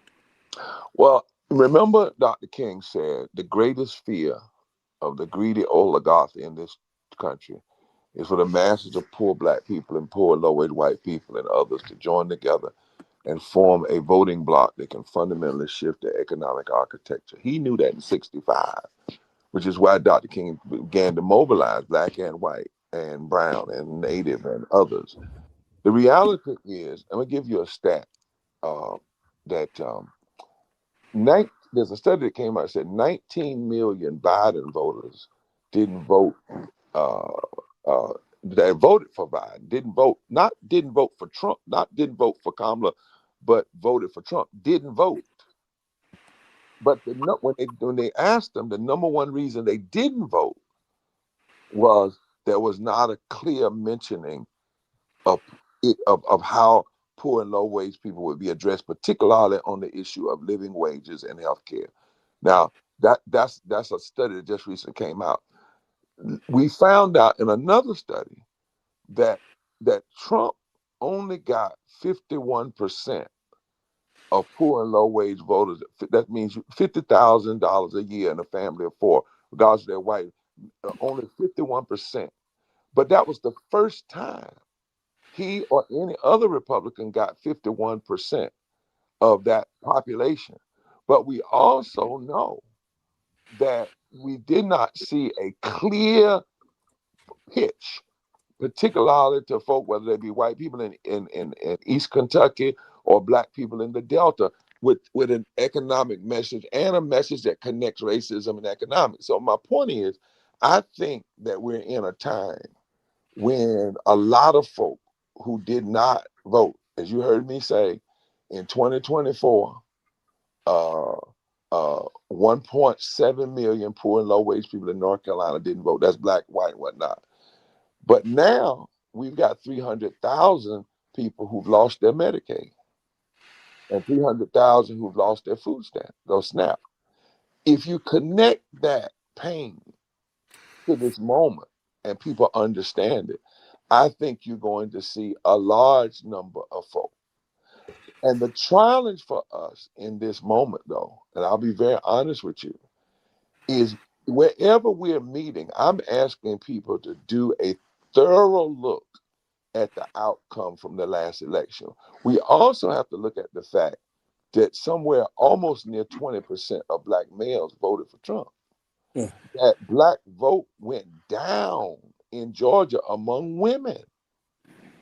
We've got to be honest about that too. So what we got to look at is how do we build this team that Martin knew was the very thing the oligarchs feared, and particularly how do we as black folk help build that? We don't build it with everybody, but if we build it with the right folk, we can fundamentally break through the Southern strategy. And lastly, remember what the Southern strategy said. It said we must make sure that blacks and whites never find themselves united in election. We must foster division at every turn. And in a book called A Time of Illusion, they said we might create a Frankenstein. If we do, we will lie. But in the meantime, positive polarization is the way we win. Now, if that's their strategy and has been for the last 50 years, then our strategy has to be the opposite. Thank you. Candace. Reverend Dr. Barber, in terms of where the people are to go and meet them and let them know the issues, to let them know the dates, where would you say those places are? Is it the church? Is it going door to door? Are there other ways that you are finding that the people that need to get to the polls can be reached? What are those doors that you might be opening that might be new, that folks might not think of in terms of how to get folks who haven't voted out to the box? Well, thank you so much for that question. I might, as they say, take a scripture. When after the day of Pentecost, the people were told that this is how you organize people. You start in Jerusalem, you go to Judea, you go to Samaria, and then you go to the uttermost parts of the world. So let's just say I'm a church and we've got folk that's ready to go out and mobilize. First thing you do is make sure everybody in your church is mobilized. Don't let them folk lie to you. Don't think just because you got 20,000 folks sitting up on Sunday morning that they actually turn it out. You need to have a mobilization team right inside the congregation, right? Number one. Number two, draw a 5-mile circle around your church, that building where it sits, and make that your next target. And inside of that target, go to the communities closest to your church that represent poor and low wage voters, because the greatest potential for expanding the vote is among the 80 million poor and low wage voters. In the last couple of elections, 30 million of them didn't vote. And you heard me say the number one reason is no one talks to them. Number two, make sure you understand that you can't just preach a sermon on this. It has to be strategic. And then you must take the church into the street. I don't believe in just like preaching in the pulpit. Wherever there's places in the hood, places in the communities. And remember, when I say poor and low wage and low wealth, I'm not talking about somebody just, $20,000 a year in a family. From $50,000 in a family for down is where we've got them. 50,000 down. So wherever those pockets are, and if you're mobilizing, in other words, we also have to mobilize from the Delta to Appalachia, from the Delta to Appalachia. I'll tell you a quick story and I'll stop. When Bashir won in Kentucky, y'all know the new guy, we were mobilizing in Kentucky, in Louisville, and in Hazard County. Now, you know the Dukes of Hazzard, right? Yes. folks said, Barbara, you are crazy. They're going to get you out there in Hazard.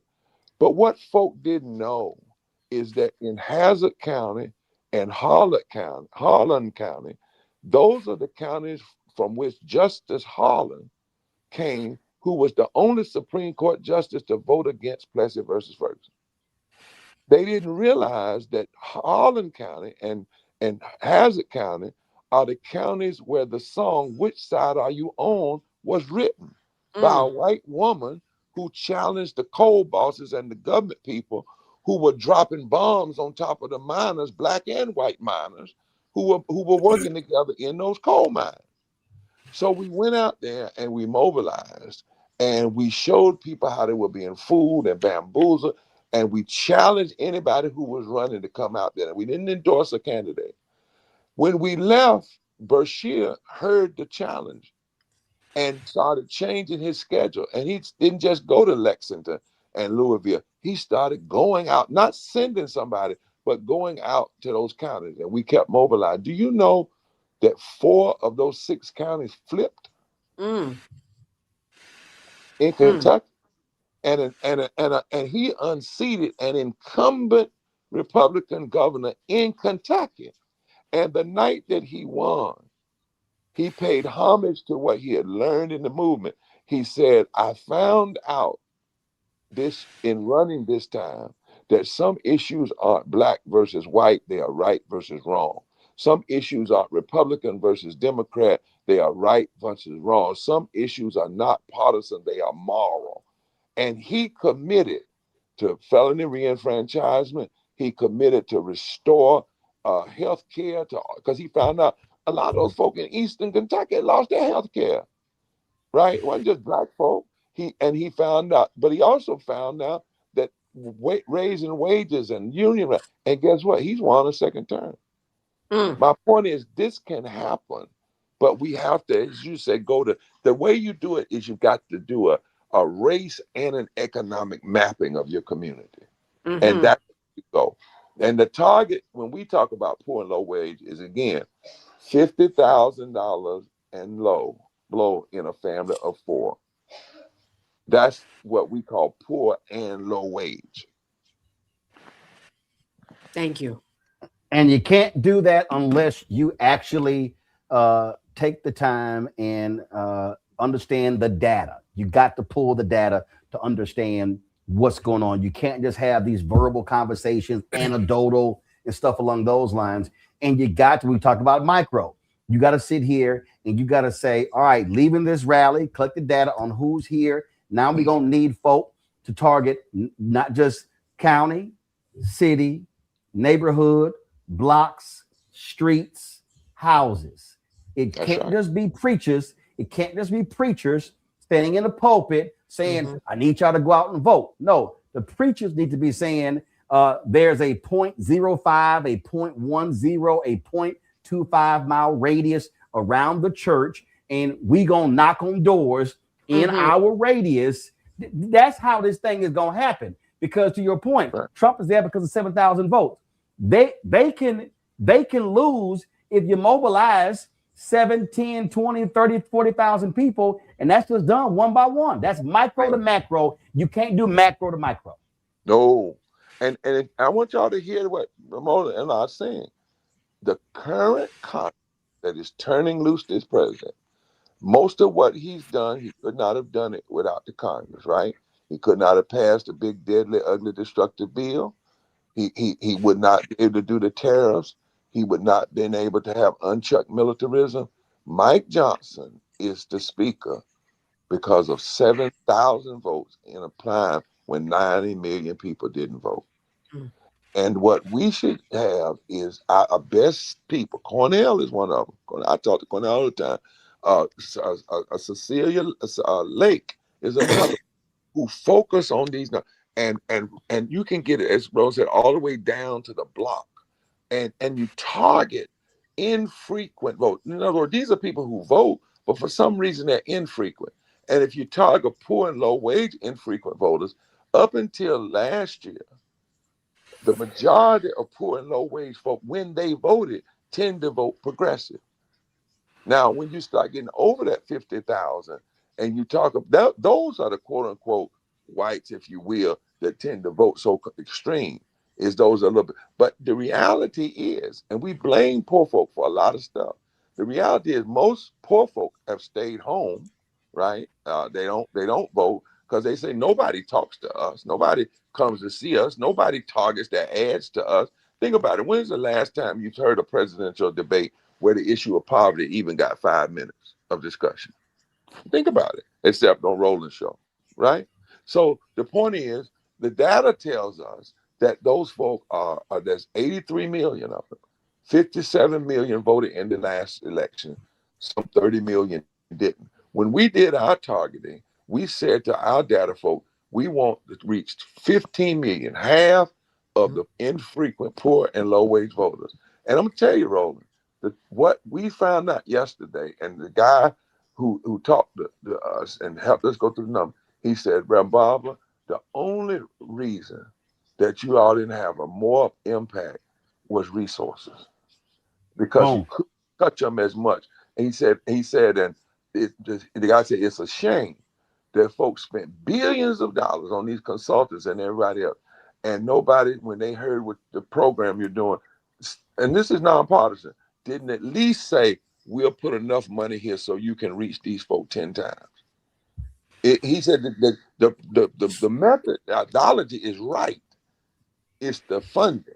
And we got to understand everybody's not interested in all the people participating because it would shift the power. But if we say to folks, all I talk, 7,000 votes in the Congress and who people voted for made the difference between whether or not you have who you have leading the Congress. That's that it. ought to be both frightening, but it also ought to be encouraging, because it tells us that winning now is whether or not we're going to intensify and embolden our voting power agitation. That's it. Folks, February 11th through the 14th, taking place in North Carolina, blackstarnetwork.com. Put the graphic up, please. Blackstarnetwork.com will be on the ground in support of this with Bishop William Barber, repairs of the Breach Poor People's Campaign. And so again, if y'all can pull the graphic up, that'd be great. Again, this is taking place on February 11th through the 14th. We'll be running that promo video. We're going to have more details about this. But again, folks, what Bishop said, this is not just about North Carolina. You should be mobilizing, organizing in your state as well. Bishop, always a pleasure. Appreciate it. Take care. Take care. God bless. Forward together. Thanks a bunch. Going to a quick break. We come back. Headlines, Black Star Network headlines with Brittany Noble.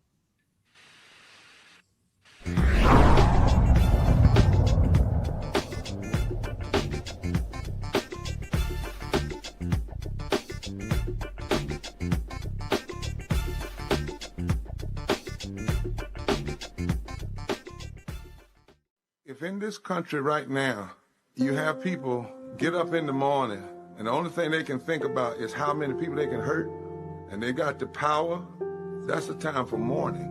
For better or worse, what makes America special, it's that legal system that's supposed to protect minorities from the tyranny of the majority. We are at a point of a moral emergency. We must raise a voice of outrage. We must raise a voice of compassion. And we must raise a voice of unity. We are not in a crisis of party versus party. We are in a crisis of civilization, a human rights crisis, and a crisis of democracy itself. And guess what? You've been chosen to make sure that those that would destroy, those that would hate, don't have the final say, and they don't ultimately win. Hey y'all, welcome to The Other Side of Change, only on the Black Star Network and hosted by myself, Bria Baker, and my good sis, Jamira Burley. We are just two millennial women tackling everything at the intersection of politics, gender, and pop culture. And we don't just settle for commentary. This is about solution-driven dialogue to get us to the world as it could be and not just as it is. Watch us on the Black Star Network, so tune in to The Other Side of Change.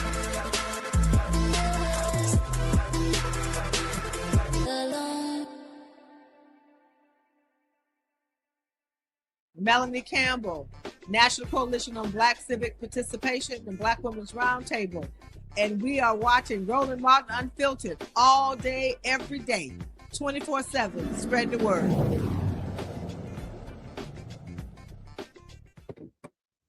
Folks, time for Black Star Network headlines with Brittany Noble.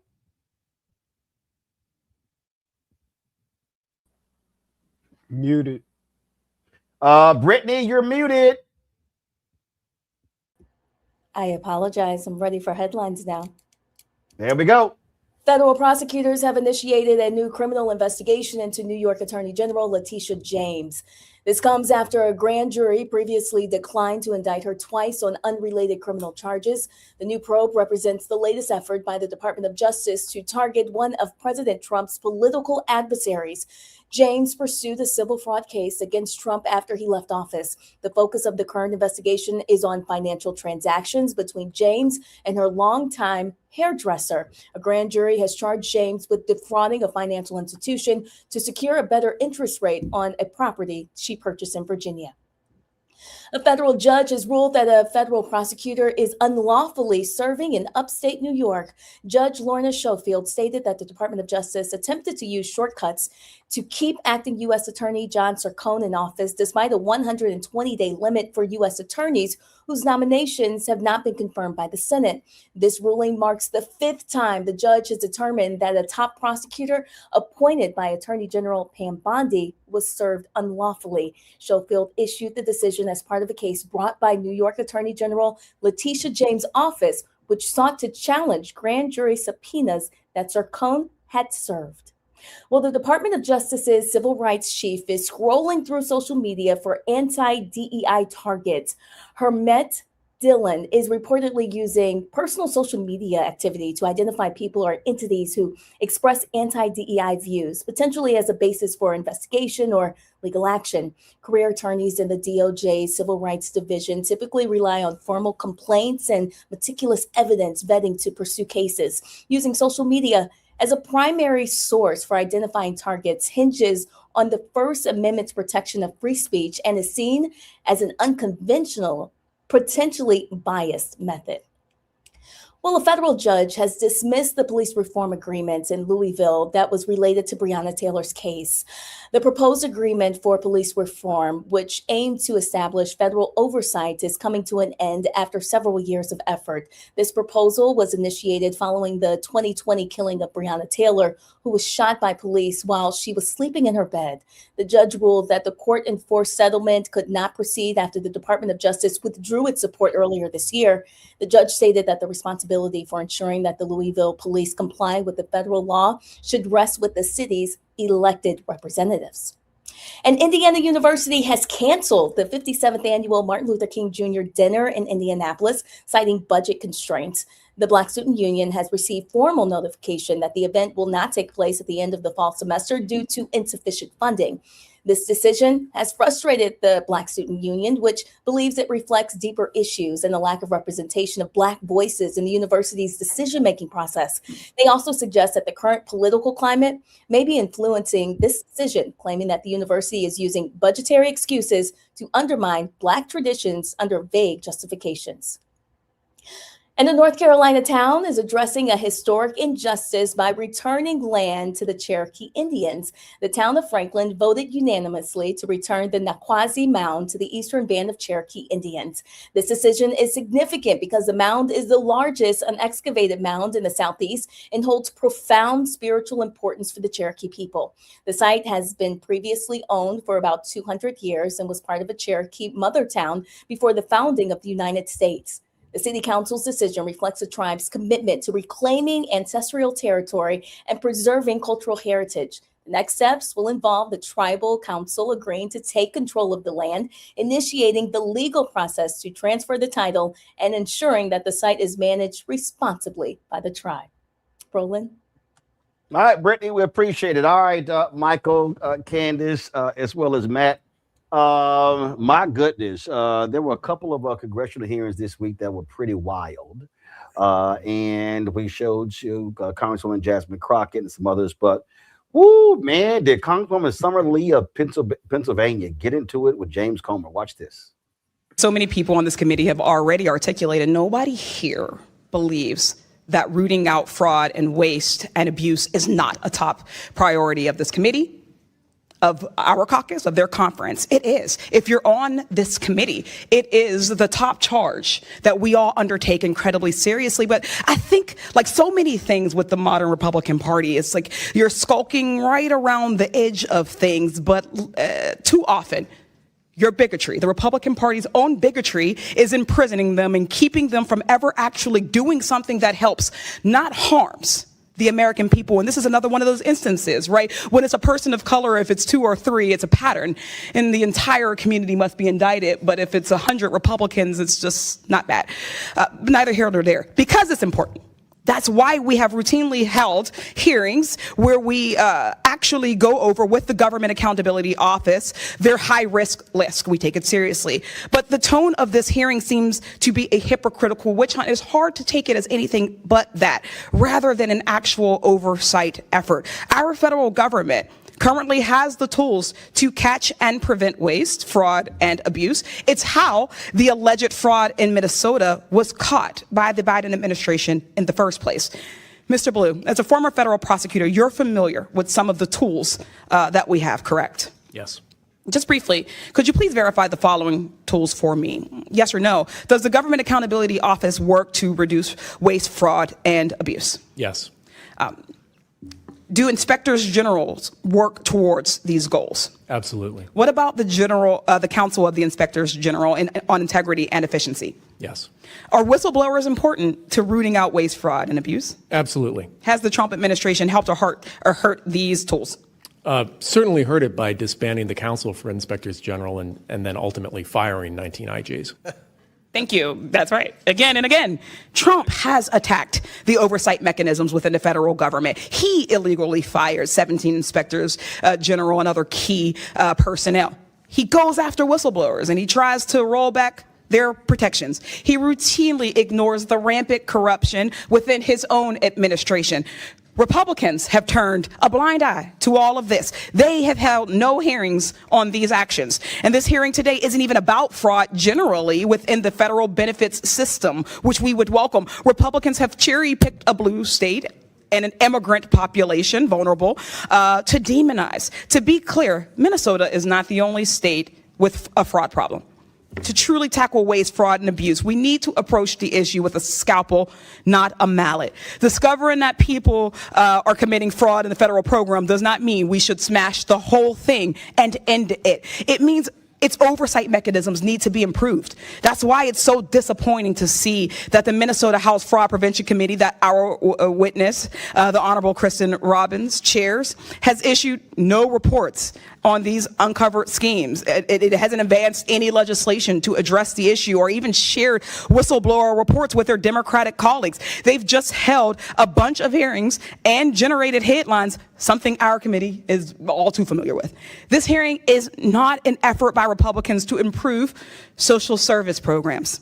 It's an excuse to end them and to punish Democratic-led states. This has always been the plan. It's why Republicans' so-called big, beautiful bill is estimated to cut more than $1 trillion from Medicaid and CHIP benefits and cut SNAP for 40 million people, the very children or folks with disabilities who were mentioned in the opening statements. Trump has also already taken advantage of the situation in Minnesota.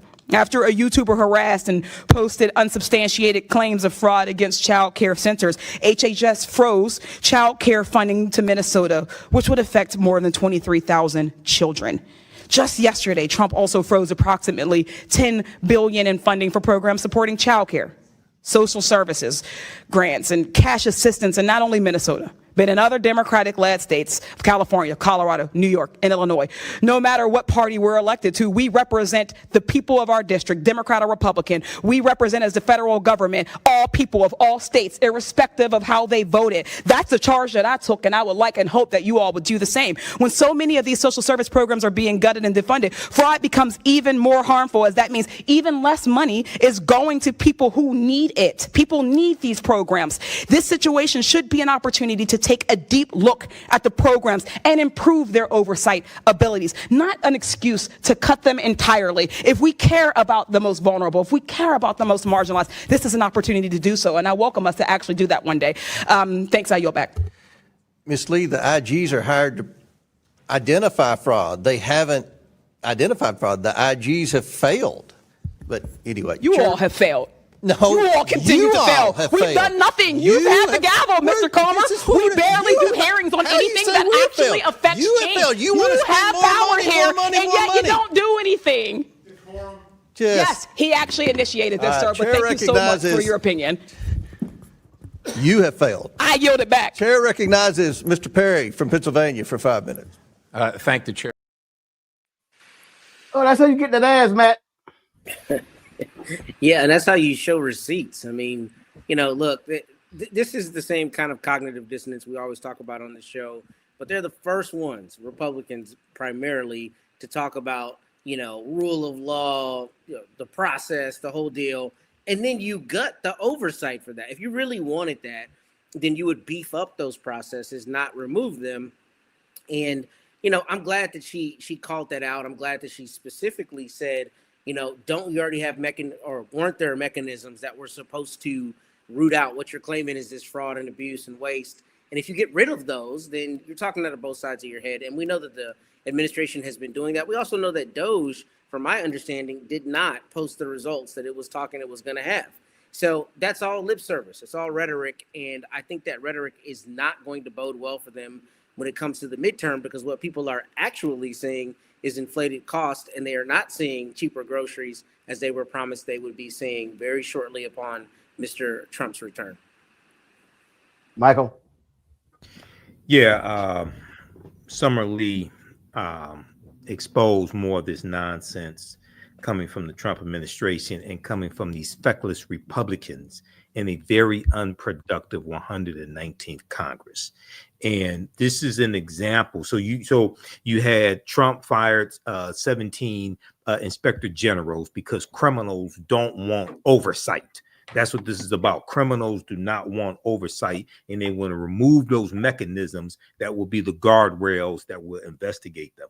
And it's also important to note that the prosecution of Somalis, like in Minnesota, when it came to the COVID-19 fraud and things like this, that began in 2022 under the Biden-Harris administration, under the Biden-Harris Department of Justice. Okay, so Comer doesn't want to mention that for some reason either.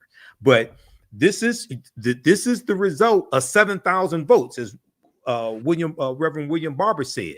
The reason why Republicans are in control of all these committees, the reason why they're in control of the House of Representatives, is because of 7,000 votes, and out of however many million who voted in 2024. So this is what we have to change in 2026. These are consequential elections. Oh, they are indeed are. And so we'll see exactly how people want to operate when it comes to this. Gentlemen, we appreciate it. Thanks a lot. Matt, Michael, thank you so much. Oh, yes. By the way, Matt, I was waiting for you to congratulate Texas A&M winning the NCAA volleyball championship. I know, I think your parents' school, not yours, because you went to Howard. I think they lost in the semis at home. And so didn't get to play us, but those things happen. So I just want to give you that shout out. Congrats on at least making it to the semifinals. Semifinals. No, I'm sorry. I'm sorry. You didn't make. Hold on, wait. I'm sorry. Hold on. I just messed up. Hold on. Let me factually correct myself. Y'all didn't make it to semifinals. You lost in the. You lost in the 8. We made it to the semis and won the national title. It's all good. You never should have done this. Didn't you? But that's nice. Congratulations on a decent season. But the best team in the SEC, as well as the national champions, are Texas A&M. So way to go. So we'll move on. We'll move on to basketball next. Michael, go ahead. And before we leave, I got to give shout out to my brothers of Phi Beta Sigma Fraternity Incorporated. Happy Why? 112 Founders Day as well. Since you mentioned Howard University, founded January 9th, 1914. So we got to give a shout out to them, Blue Phi Go Mob, and shout out to my frat brother there in your control room, Terrell, as well. When is y'all Founders Day? January 9th. Today. Oh, okay. You know it, Roland. Stop. No, playing. literally, I do not. You know literally, it's all over your literally. timeline. You know it. Actually, you it's know not. it. I don't think there's absolutely nothing on my timeline about Phi Beta Sigma. You know it's all over your timeline. Like nothing. I have not seen jack on my timeline about Phi Beta Sigma. I mean, well, I know you're older than me. I think it's time for you to go get your eyes checked again. Not now social media. And I'm on 12 social media. I ain't seen nothing on Instagram, fan base, TikTok, It's all Snapchat, over. Twitter, Facebook, YouTube, It's all over. Yeah. Spoutable, Spiel, LinkedIn. I'm on Facebook and Instagram. So it's that's all over cute. the place. That's 1.1 million on Facebook. The that's African History cute. Network. It's all over. Okay. You know. You That's may want cool. to get your eyes checked again, Roland. That's cute on y'all nice little day.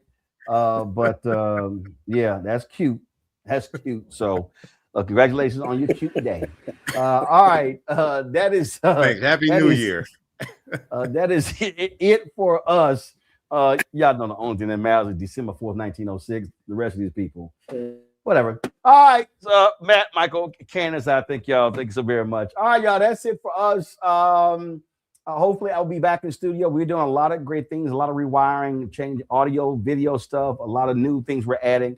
We're upgrading in a huge way. Those things are happening as we speak. And so we look forward to being back in the studio and showing you all the new things that we're doing. But if y'all want to support the work that we do, please do so. Listen, your contribution make it all possible for us to do the work that we do. And we stand with that. And so if you want to support us via Cash App, it's a Stripe QR code. You see it right here. The goal is to get 20,000 people on average contributing $50 each a year to support the work that we do. So that's for Cash App, also for credit cards.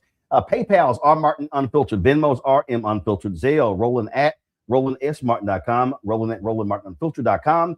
Make checks payable to Roland Martin Unfiltered, P.O. Box 57196, Washington, D.C. 20037-0196. You want to get download the Black Star Network app, Apple phone, Android phone, Apple TV, Android TV, Amazon Fire TV, Roku, and Samsung Smart TV. Also, if you want to get our Roland Martin Unfiltered Black Star Network swag, all you got to go to shopblackstarnetwork.com. Shopblackstarnetwork.com to get our swag. Again, t-shirts, hoodies, all that good stuff. Y'all, we're showing the wrong graphic. We should be showing the graphic with the swag. And so again, go to shopblackstarnetwork.com to support our Black-owned businesses. All those products you see on the website as well. All those are available at shopblackstarnetwork.com. And so please check them out as well. And folks, we're almost at the goal of raising $17 million for fan base. So simply go to, first of all, download the app, some great features, and download the app. But you can also, if you want to invest, get more information at startengine.com/fanbase.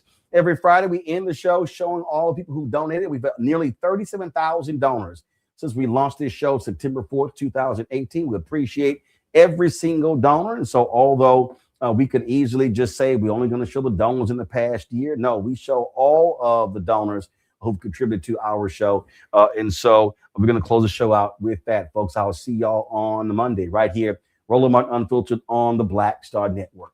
Holla!